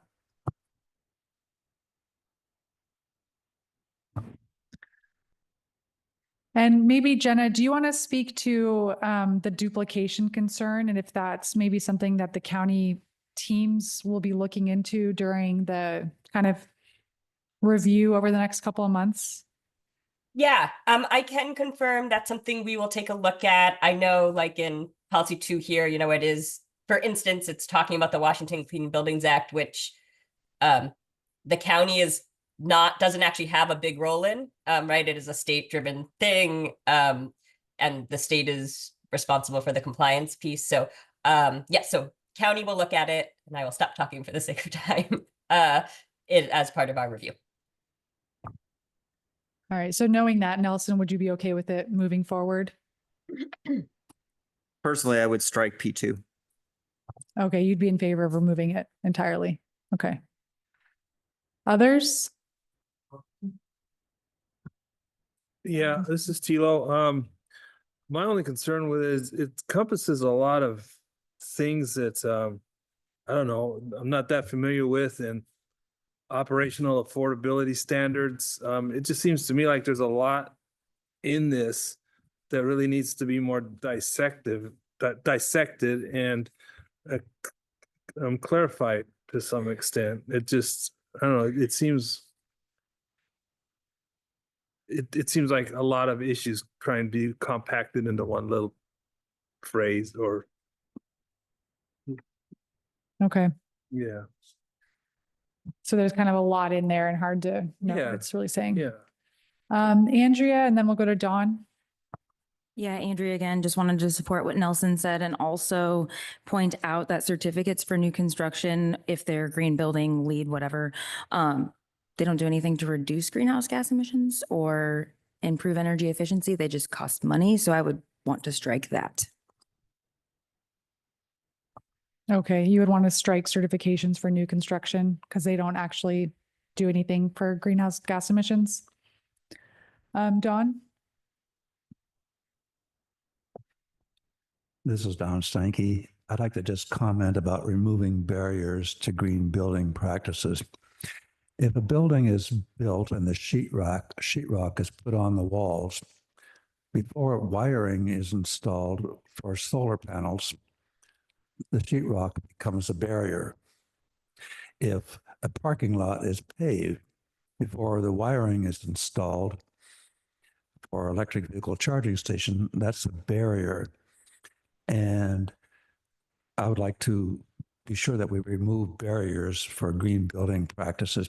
Every new building that's built that doesn't have adequate wiring for all electric and for electric vehicles is a joy to the fossil fuel industry because they know no one's going to want to spend the money needed to dig up the pavement, to tear out the sheetrock and rewire things. And so I just wanted to point out what that means. Thank you. Okay, thanks. So it sounds like you're supportive of this and especially removing barriers. Nick, oh, actually, sorry. Jessica online was first and then Nick. I guess I'm in favor of keeping this because when I think about green buildings and LEED, I think about better indoor air quality, and that's kind of environmental justice to have products that don't off-gas so much within the house or within the property.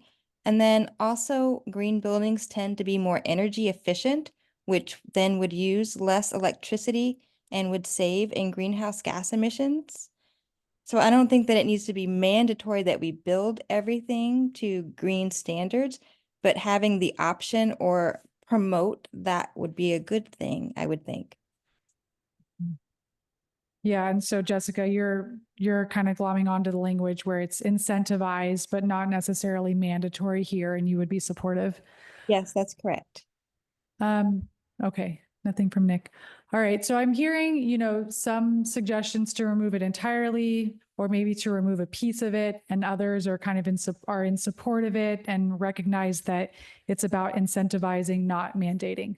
So I'm going to see if anyone has a suggestion for changing this, modifying it in a way that might meet everyone's needs. Yeah, Nick. Again, we're going to wait on staff. If it's already a duplicate item, why are we spending any time on it? Okay. We can always reconsider, right? So you'd be okay with it moving forward as is, and then we can reconsider it if needed. Nelson, you good with that? Others? Okay. So I'm seeing some head nods for just moving it forward as is. Sure. All right, online. We're voting for moving forward, which I don't know what goal we're on. The one we're talking about, moving it forward as is. All right, I'm seeing yeses here. Okay, let's see how many more of these we can get through. Let's go to goal 1, policy 1, audit. So same page, page 5.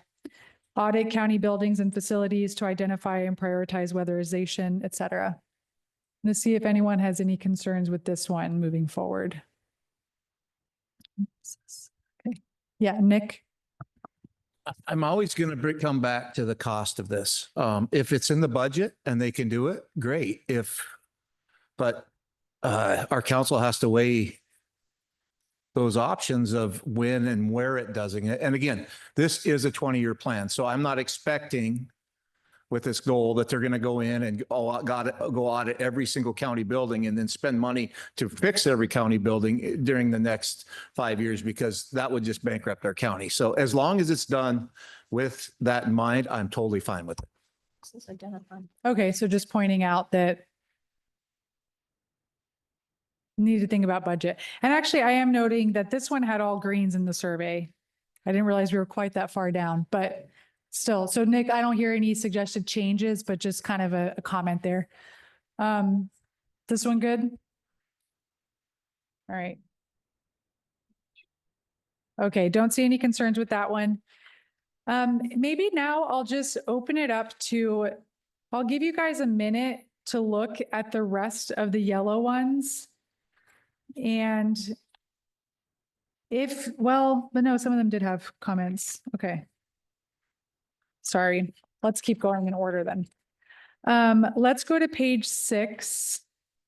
And I'll take these two together. If there's any concerns with policies 2 and 3 on page 6. So replace existing fossil fuel energy equipment and integrate renewable energy sources.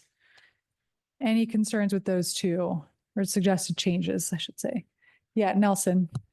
Nelson Holmberg. My concern on P2 is really all about, following maintenance and replacement schedules is fine, but let's look at what the current technology is rather than throwing the baby out with the bathwater. So I would propose striking the words fossil fuel, just because yes, we are all in agreement that we're trying to reduce greenhouse gas emissions. I totally get that, but I don't think that it necessarily needs to say fossil fuel in that terminology, because what's happening technology wise is that everything is moving to a non-carbon emitting in the HVAC. That's really where we're going with it. So I guess I'll stop there. Okay, so you kind of want it to be expanded to just replace existing energy equipment or like any equipment that uses energy, not just limiting it to fossil fuel? Do folks have concerns with that? Okay, Don? Replace, so if we left it the way Nelson, I think, suggested, he said, replace existing energy equipment on county properties with electric equipment. Okay, yeah, I get it now. I'm sorry. Thank you. No worries. Yeah. Okay, so it sounds like that's a change folks can live with. All right, I can see people yawning. Guys, keep the energy up. We got to do this. All right, we're taking the word fossil fuel out of policy 2 on page 6. Any concerns with policy 3? No, okay. Yeah, that one didn't get any in this. Okay, so we'll move those 2 forward. There was 2 magic words in that policy. Where feasible, you support it wholeheartedly. Absolutely. Okay, great. Good, good. All right. And online, I'll just weigh in if you have any concerns. We're moving fast at this point. So under goal 18, same page, we have policy 1, support food waste prevention and diversion programs. There were some people, it sounded like they might have some concerns with this one, so I'll check.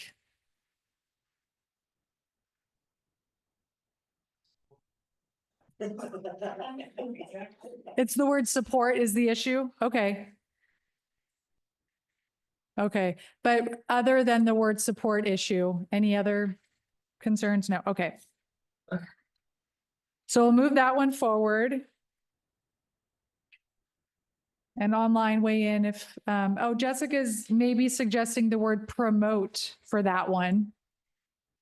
Maybe we'll go back to that for just a second here. So going back to, you flipped a page and you have to go back now. Go back to page 6, promote food waste prevention and diversion programs. Is that a little bit better? Or do you want to just revisit it in 2025? Okay. Yeah, thanks, Jessica. Maybe we'll just revisit kind of all of these in 2025 that have that language. Okay, on page 7, we have a couple more that are yellow. Policy 2, public education on household and business foods waste reduction strategies. Anne, go ahead and make sure your mic's on.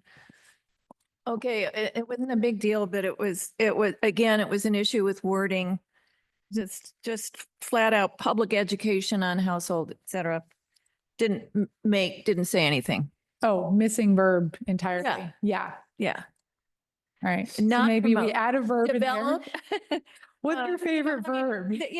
There already are those educational resources available through WSU Extension or the Conservation District. So to me, it's a question of collaborating with those resources in order to promote. Okay, so kind of include something in there about collaborating Right. with others that are already doing this. Yeah. Would be important to you. Any other comments or suggested edits on this one? Yeah, Andrea? I like this as is, but I don't know why I just thought of this. In our neighborhood association, there's like a credit you get when you attend some of these things. And it might be interesting to have that be part of this, or maybe not. I'm maybe just, complicating things a little bit. Yeah, maybe that's getting into the actions that we all want to talk about. Okay, well, maybe for this one, if it were updated to have a verb and include something about collaborating with others that are also doing this public education already, does that sound okay to folks? Okay. I think you're just nodding because you're tired. This is when we should do the hard ones.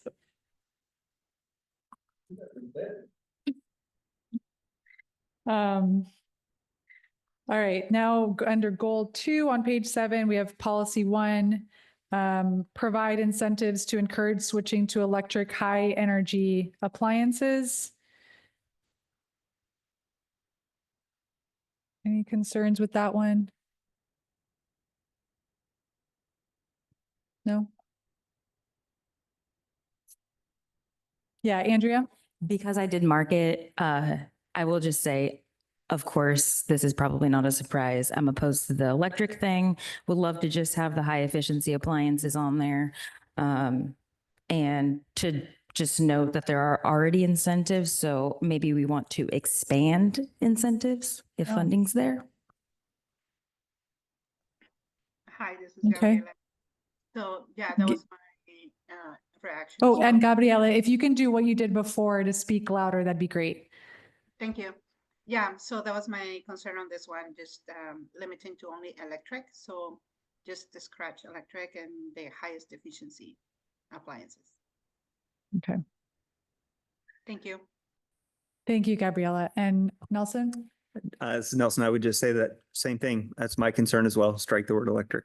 Okay, and Anne? Oh, that's from before. All right, Don? It should be high efficient and non-emitting. I mean, because you can have a high efficient gas, whatever, and it's still emitting.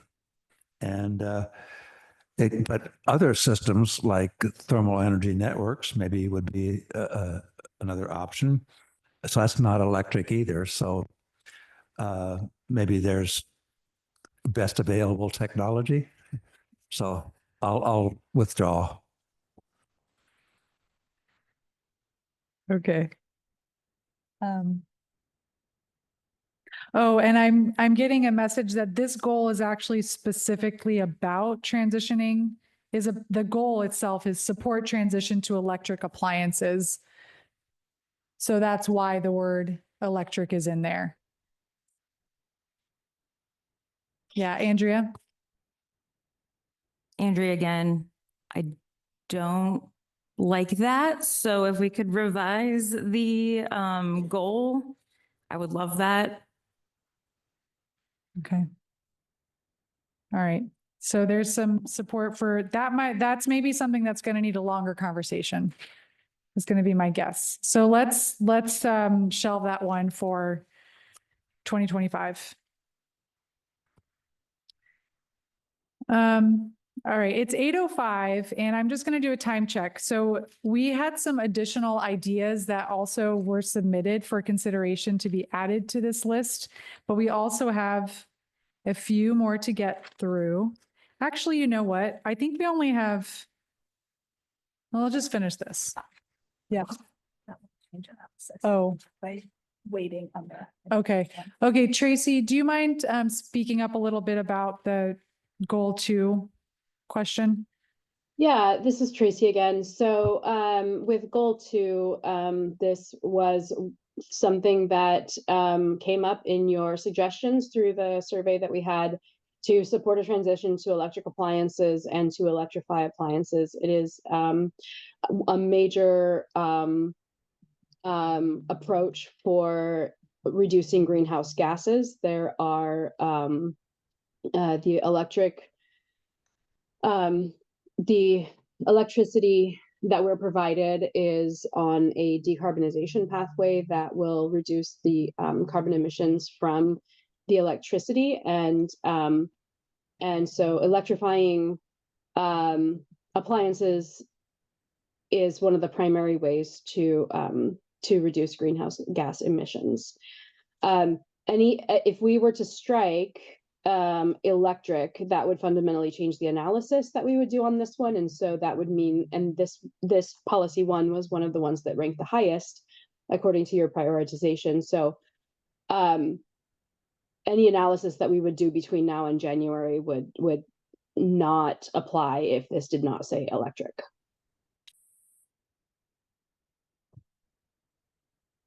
Okay, thank you so much, Tracy, for kind of weighing in on that. That's important. Yeah, Nick?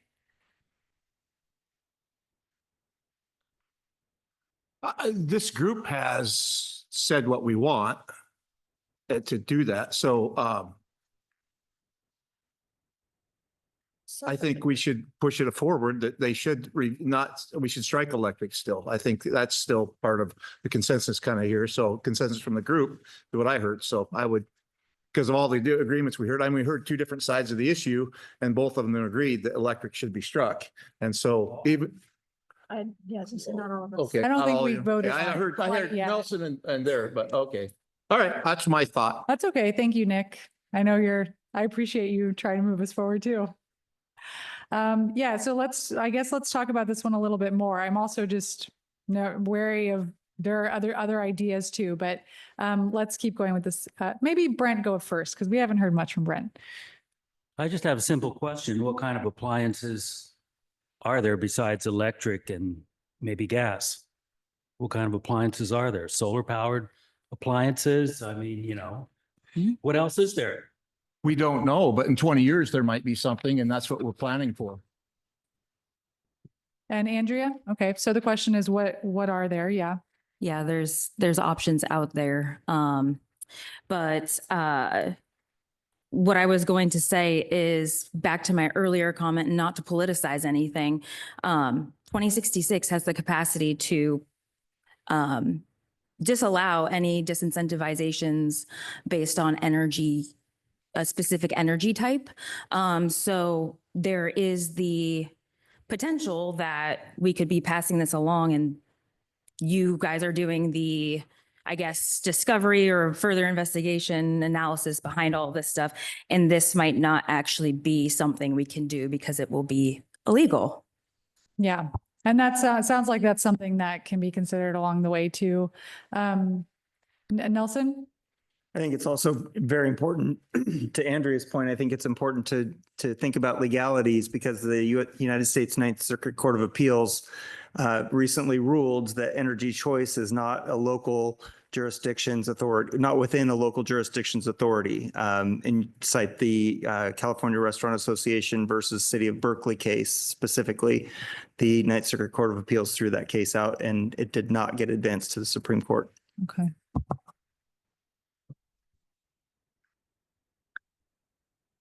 Well, I'll ask the group if you have any suggestions that might meet all. Oh, sorry, is your tense hard new comment? Go ahead, Don. I would like to leave the word electric in there because I don't know any other way to run an appliance. I don't see flywheels or compressed air. A bicycle would be converted to electric. Yeah. And I don't know any other way to have an appliance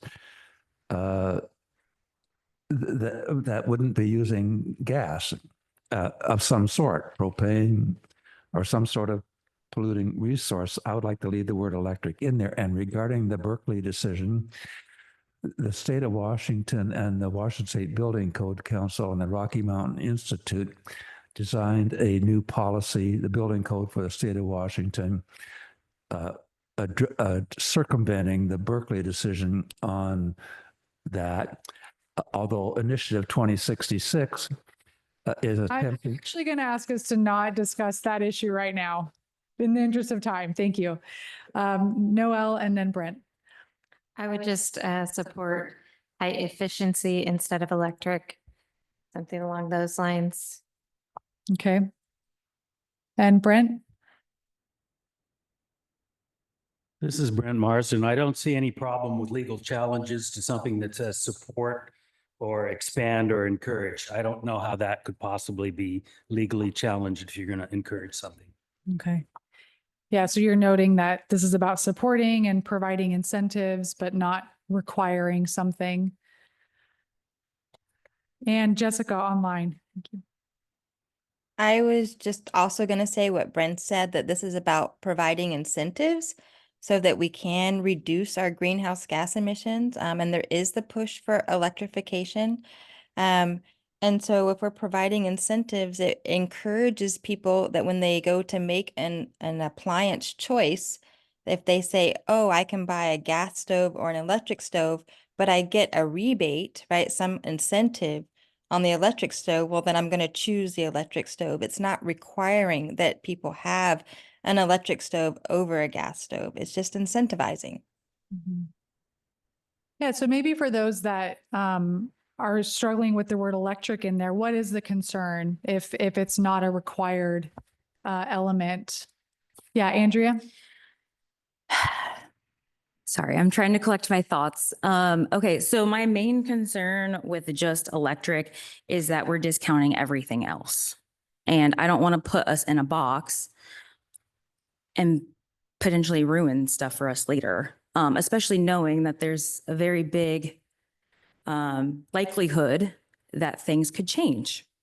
Okay. So, And that applies to not being able to disincentivize one fuel source. got it. So maybe thinking about the collective comments, is there a way to change this so that it encourages switching to high efficiency appliances and it notes that electric are, that's the most efficient maybe now, but in the future it could change. Sort of what we've done for some of the other things. Would some change like that work for folks where it notes like especially electric or the best available technology, something like that? I moved Nick? to push this to the January meeting. This will become very clear at that point, what policy that we have to do with. And I hear you. I would love to push this. I'm hearing though that if we don't figure out the language on this one right now, then the analysis that's going to be done on it sort of won't, it might invalidate that analysis and we won't know how well this performs. Is that right, Tracy? Yeah, this is Tracy again. So, like I said, the word electric in there is a key element of this goal, and so removing that would have a really big impact on the analysis. So I guess that's a choice that you can make if you would like us to move forward with evaluating it as is, and then if you decide to make a change later, that's fine. We just won't be able to redo the analysis. Yeah. Rather wait until January. Okay. I'm hearing that from Nelson. Sharon, go ahead. I just want to say, I mean, the reason I asked Mr. Alvarez about the comprehensive plan and the timeline, and he suggested that what we're doing today can be changed at any point when the community or the council decides to move it forward based on community input.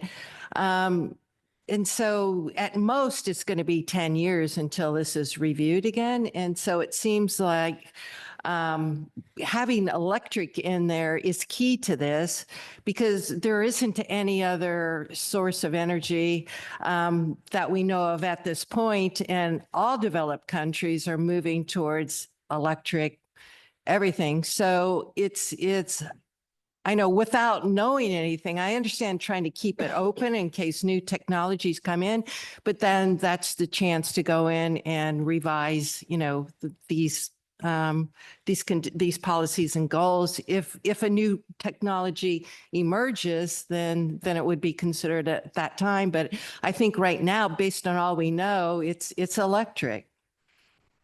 Okay. Thanks, Sharon. Hi, this is And Gabriela. go ahead.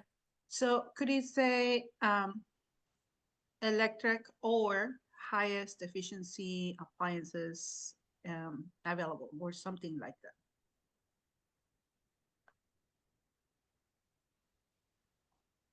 Thanks for the suggestion, Gabriela. Nelson?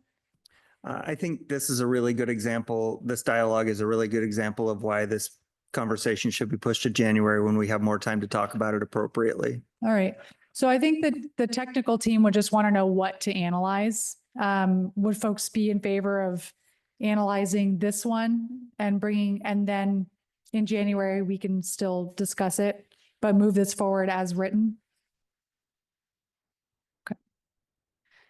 Folks online, okay with that? Just this one moving forward and we'll discuss in January. All right. I'm seeing support in the chat. Thank you. Yeah, Dawn, you're okay with, okay. And I think there was only on page 8, you're right, Nick, I keep flipping the wrong way.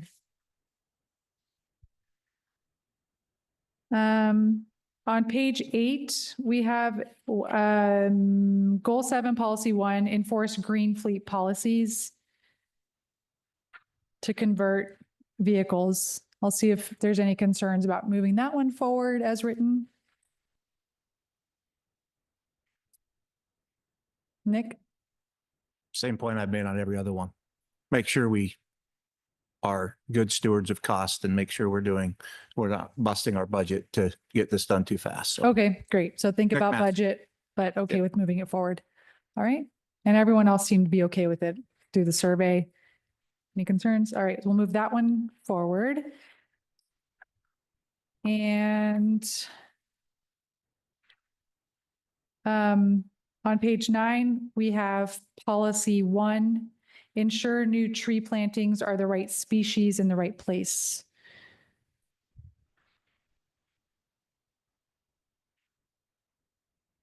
I think, Nick, you flagged this one.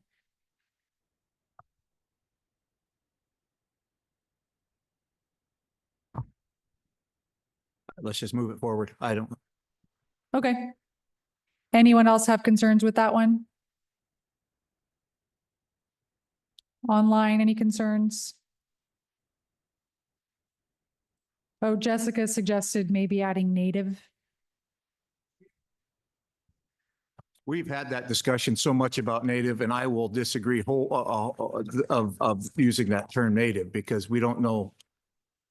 My point is it native in 300 years ago or is it native today? So I don't want to taper down the discussion of what's native and what's not. So Yeah, so definition concern with the question. definition. Jessica, you okay with leaving native out? Does this broad enough to encompass that? Yeah, she said yes. Okay. And that is all the yellow policies. Did it. Woo-hoo. Woo. All right. Just in the nick of time. We're going to talk about any additional policies in 2025. So thanks for those that submitted. There were a few. We'll talk about them in 2025. We're going to go to public comment in a second, but yes, Nick? I have one hot button on the current goal list still. So okay. I don't want to move ahead to other policies that have been introduced before I have a chance to explain my heartburn with the existing policy. So if we're moving everything to 2025, I can wait till 2025 to say that, but I just don't want new policies to overrule something we've already put into place. Okay. I don't think we're creating any other new policy. Oh, you mean new policies that have been brought forward by the CAG? Okay, got it. Terry? I just had one bit of food for thought, and that is 100 grams of beef is equivalent to 15.5 kilograms of CO2. Thank you for that tidbit of information. Great. Okay. All right. Well, thank you, everyone. We have members of the public here in the audience that have been waiting to make comment, and we'd love to hear from you. Thilo, would you mind putting your microphone at that seat, and we'll just ask folks to come forward. And if you are online and you would like to make a comment, please raise your hand so that we know, but I'm going to go first to folks in the room. And for public comment, we just ask that you limit your comment to 2 minutes here and just say your name. Focus on what the group has been talking about, stay respectful in your comments, and additional comments can always be provided in writing. If you don't have time to say everything you want to say today or want to provide something else, you're welcome to. So go ahead and just say your name in about 2 minutes here. Yeah, my name is Carmen De Leon. Can you hear me good enough? I go by Mello.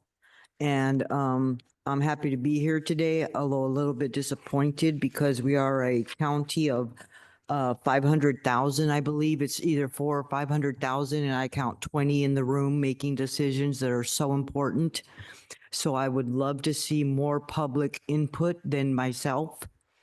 I saw the lady earlier today taking pictures of a county discussion, and she said she worked for the Columbian, and great, but that's a circulation of only 40,000 in a population of 500,000. So it's really a small amount of people like you see making decisions for the greater whole. I think it's really a lack of getting to the public because a lot of people would agree with some of this stuff and some people just don't even know it existed until now, like me.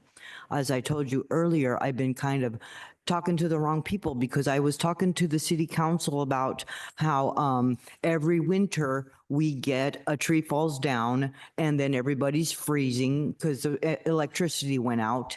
And I had told them that when because they made a bid for 5,000 new houses out there in Ridgefield. I said, yeah, but you have to mandate that all those houses come with a fireplace because in the winter, when the storms come and knock out the tree that knocks out the whole grid, I think we had 3 weeks back east of people with no heat and nothing. And with a fireplace, you can cook and stay warm in the case of an emergency.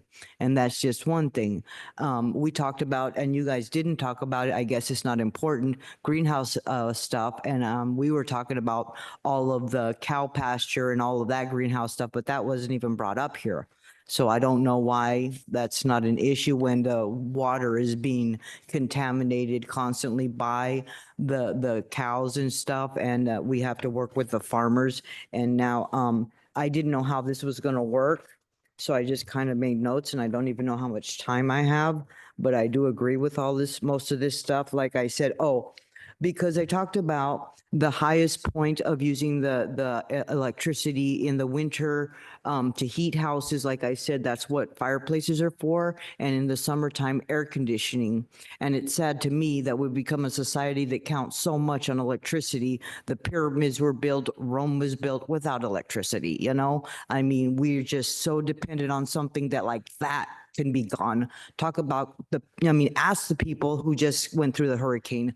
Everything electrical is worthless because there is no electricity.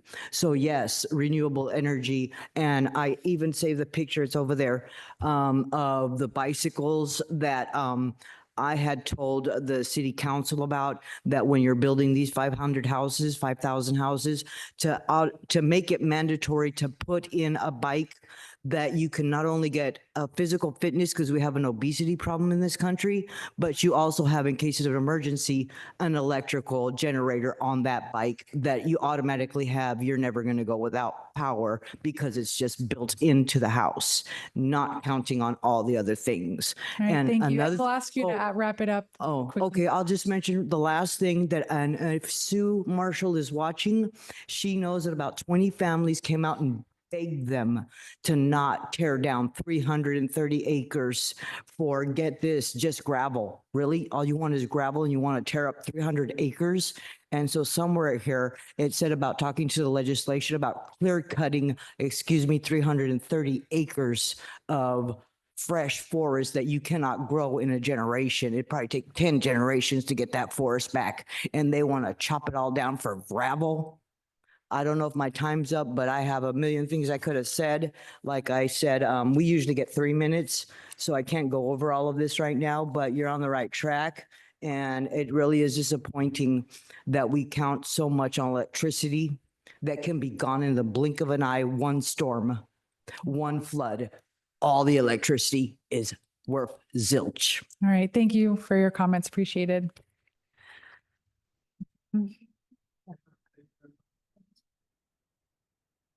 All right, so to wrap up today, let's go to the next step slide. And I think I'll hand it over to Jenna. And Jenna, if you wanted to say more about collecting new policy ideas, I would welcome you to do that too. Someone else in the public raised their hand, Sylvia. Oh, I apologize. I missed that before. Chuck, go ahead. Can you hear me now? Yes. Okay. Yeah, this is Chuck Doherty. The only thing I want to, I think, commend your efforts to do this. I know I haven't read through all your documents, but I would encourage something about building to something along the passive house levels to actually reduce your energy loads going forward. I know that the Western State Energy Code is pushing on that. They do have codes in there for EV readiness in commercial projects, so that's already being taken care of. Residential, multifamily residential is already being taken care of in the in the WAC. But energy efficiency for building super energy efficient homes will reduce your actual energy loads going forward and help with that side of things. So take a look at that. And yeah, plant more trees. So that's all I have to say. Thanks much for the efforts. Thank you, Chuck. Appreciate it. All right. And now I will turn it over to Jenna for next steps and anything you want to say about collecting additional policy ideas. And there we go. Okay. Yeah, I'm trying to think on the spot on how to, we wanted to use today to do a last call for any additional policy ideas so that as we go into the second level analysis, we know if there's anything else you all really think we need to add to the list. So we got a handful of policy suggestions. Brent suggested something and Don suggested a couple things. So I'm not sure I have a good Can I make a suggestion then? Yes, Can we please. send out the additional like maybe if you were going to bring one up today and you didn't get a chance to, email it to Jenna to like between the next 2 days by Friday. And then we could send them out to folks by email and see if folks have any concerns about them moving forward for second level analysis, knowing that we can still talk about them in 2025. Can I ask a question on that? Actually, before I do, I just want to check with Jenna if that was totally out of line to that suggestion. I think that's okay. Right. As long, I don't know what we will do if people have concerns. Like, I think that's the challenge without doing it in a meeting. So I can collect, additional policies. But I can't really, I don't want to revise them without sort of group support. So I think that's that's a little bit where I'm stuck, but. And she better talk about the Open Meeting Act. We can't reply to all for these, I don't believe. Right. Right. You all can't have that discussion not in a notice meeting. Yeah. Yeah. Yeah. I was thinking like a survey or something where folks could maybe weigh in, but those are all great points. So maybe that idea doesn't work. Anne, go ahead. So suggestions to Jenna by Friday. Well, I think we're striking Hear that.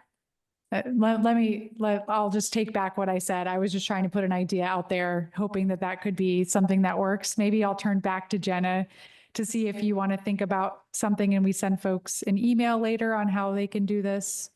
Yeah, I think why don't I know we're out of time. And so I think if the project team we can debrief this, and then we will send you all an email with a proposed approach on last call for additional policies. And so this would be, again, we're trying to, if we get to the end of the process and people are trying to bring up new things at the very end, it makes it really hard, right, to get to the finish line. So that's why we were trying to do this. Okay, anything else majorly missing off the list? Check. But let us follow up by email with a proposed approach, and we will give you a due date if you would like to submit any additional ideas. So more to come on that. I would love to hear that. I would agree to stay for another half hour if we could get through them all, for the purpose of expediting this thing ahead to see these things. Otherwise, it's going to wait till January, and these ideas aren't going to see the light of day because there's no chance for the staff to comment on them. So that's my 2 cents.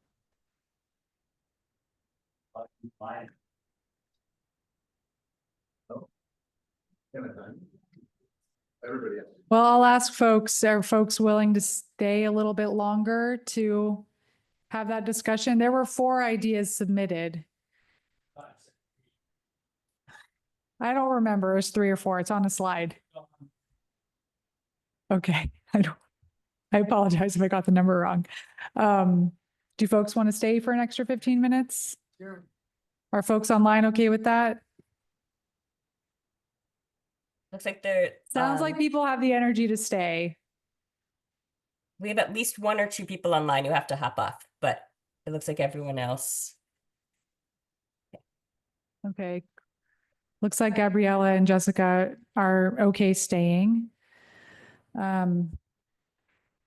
let's just bring them up then. Like, can we go back to that slide that had the 4 bullets, 3 or 4 ideas listed on it? And in your packet, here we go. There's this sheet that says results from October pre-meeting survey. And these were the new ideas that were submitted. And I'll just read, well, I know you're about to present them, but they're kind of just summarized on the screen here as well. So it's Clark County assuming ownership of state forest, screening decisions a certain way, asking county staff to apply for grants, and then a specific way to use that grant funding. So Brent, go ahead with kind of your proposal and we'll see if the group agrees to move it forward. Well, this is dependent somewhat on what Jenna found out. I referred her to Joshua of the Forest Alliance. And this was discussed when we did a tour of a heritage state forest in Clark County. Evidently, these forests are actually owned by the county and leased out for management to, was it Department of Natural Resources, DNR, which is fundamentally a subsidiary of the timber industry. And they are hoping at last count to clear cut 23 heritage forests in Washington state, which are owned by counties and are supposed to be protected.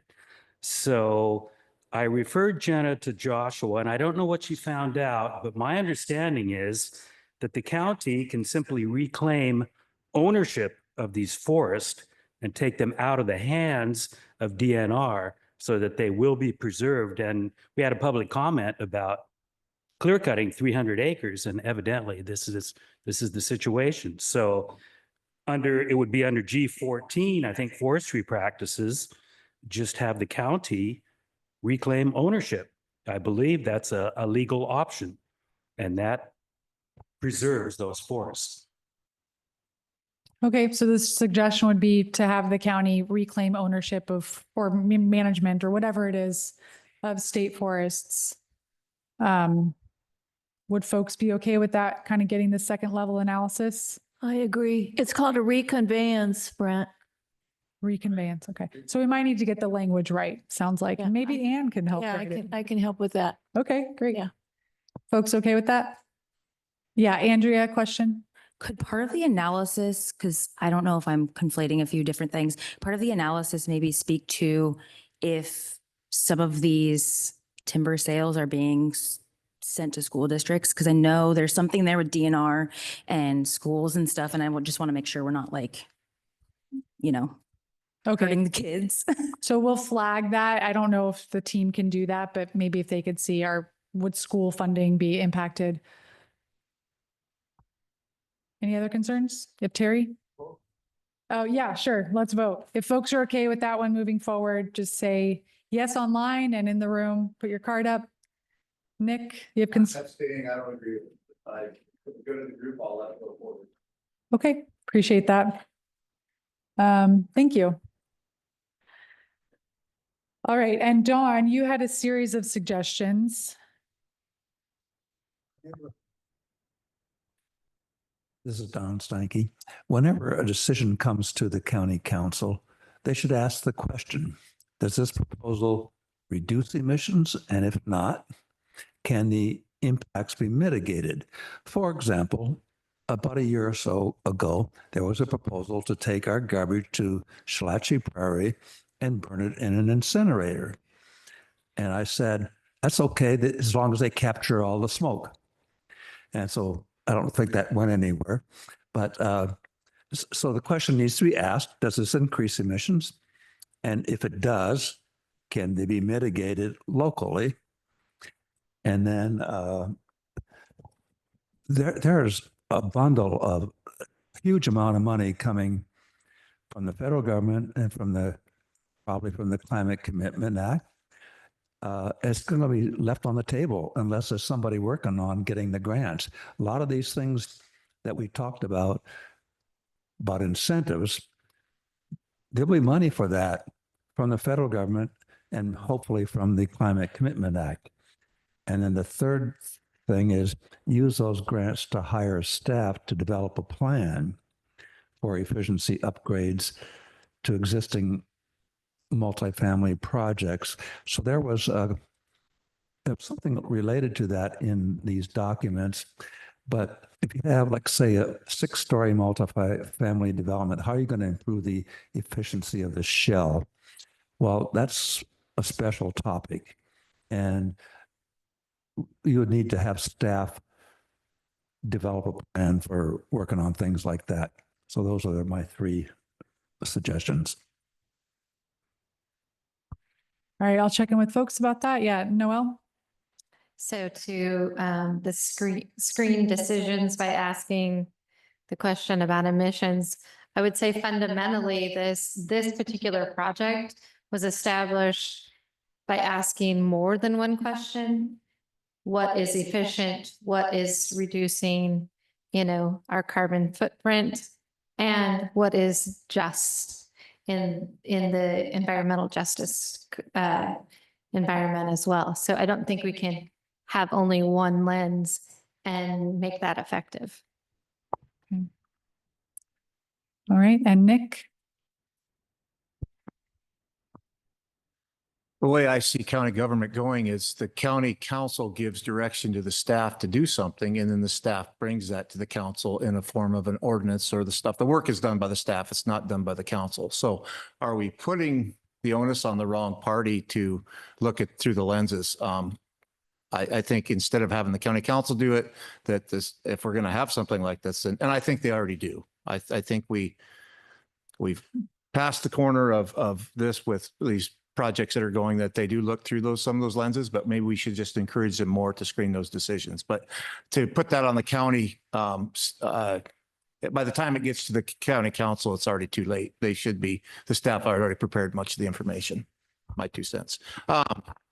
As far as the other 2, if there's free money, go get it. I'm totally on board to do that for you. I'm the one that's been pounding the table saying we need to pay for it. So if we can get grants to pay for it, by all means, let's encourage them to do that. And so, but again, if they don't have anybody to do it, I don't know if we have the power to tell them to hire somebody to do it, but we can encourage them to do that. Okay, great. Well, so maybe sticking with the last 2, the assigning staff or encouraging staff to apply for grants and then using those funds to hire staff to do these things. Are folks okay with that policy moving forward? For analysis, right? And it can be discussed in 2025 if it stays on the list. All right, I'm seeing head nods with those kind of 2 bullets on the climate change grants. Anyone online have concerns with that? And then it looks like that's okay for moving forward. And then going back to the screening decisions that the county council makes, I'm hearing some concerns about whether that's doable, whether you can put conditions on county council, and maybe they're kind of doing it already anyway. Go ahead, Don. About 24 years ago, I attended the Planning Commission. I think it was Vancouver's. And every proposal that came before them, they said, does this comply with the Puget Sound Stormwater Ordinance?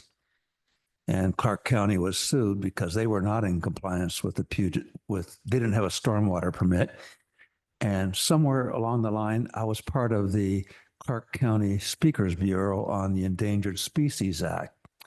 And at the time, every county commissioner was liable for, I think, $5,000 a day personally if they allowed harm to come to an endangered species like steelhead in the Shalachie Creek that was mentioned yesterday in this room.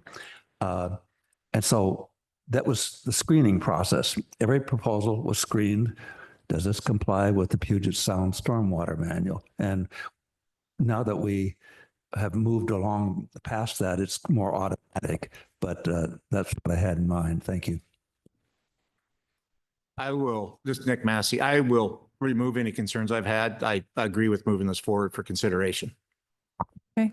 Noel, any?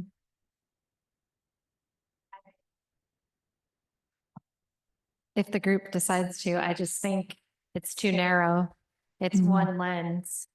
And I thought that our project was really about equity and environment. And so I just don't think that represents that kind of balance. So you'd want the criteria to be broadened a bit more to more of the criteria of this group.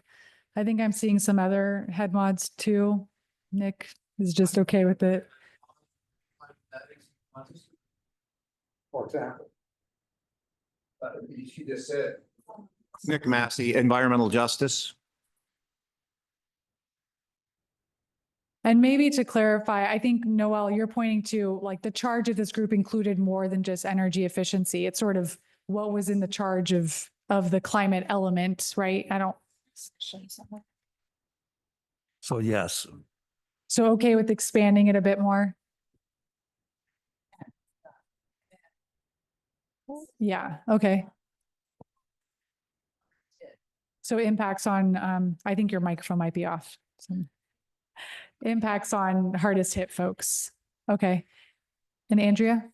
Yeah, I just wanted to point out that a lot of our comp planning has multiple different lenses. So to kind of Noel's point, so we can't like just say this is way more important than all the other things that are covered in comp planning. So just want to point Okay. that out, that I don't know that this is something we can really embrace and act on. Yeah. I agree. All right. So maybe just for the purposes of the analysis over the next couple of months, would folks be supportive of something moving forward that's asking Clark County Council to look through the lens of the broader piece of what this climate element is about, including the equity pieces? I know that my words aren't working anymore. This is why we stop at 8:30. Well, this is the Climate Action Group, so maybe we should just look it through the eyes of the Climate Action Group's mission statement. I mean, Right. The words that are in in like the charge of this group. Yes. Right. Folks okay with that? Okay. All right. Were there any other policy ideas that folks were planning to bring forward today?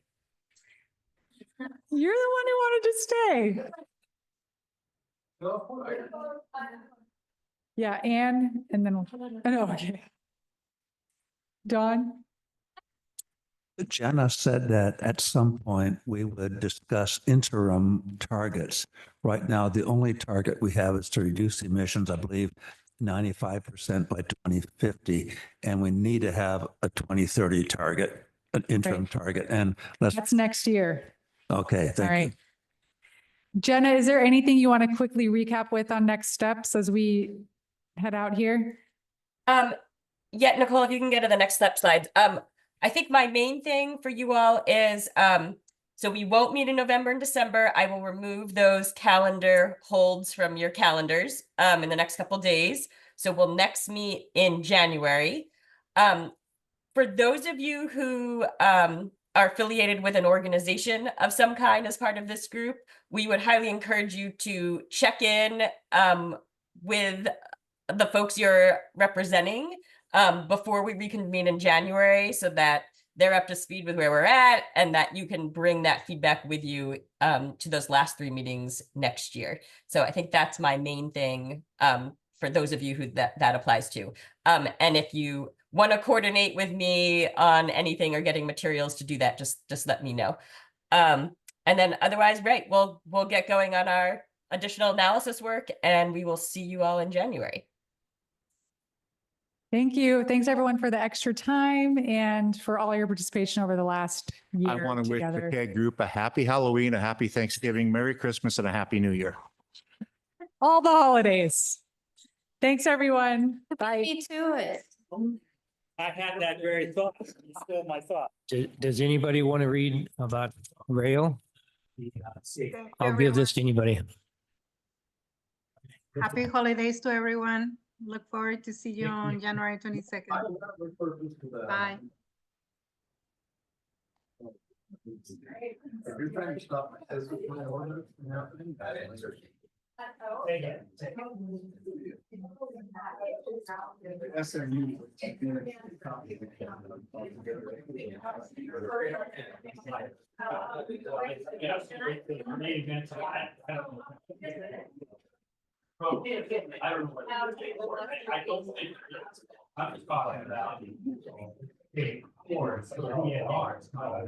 And you'll probably never hear from me, but I didn't have enough.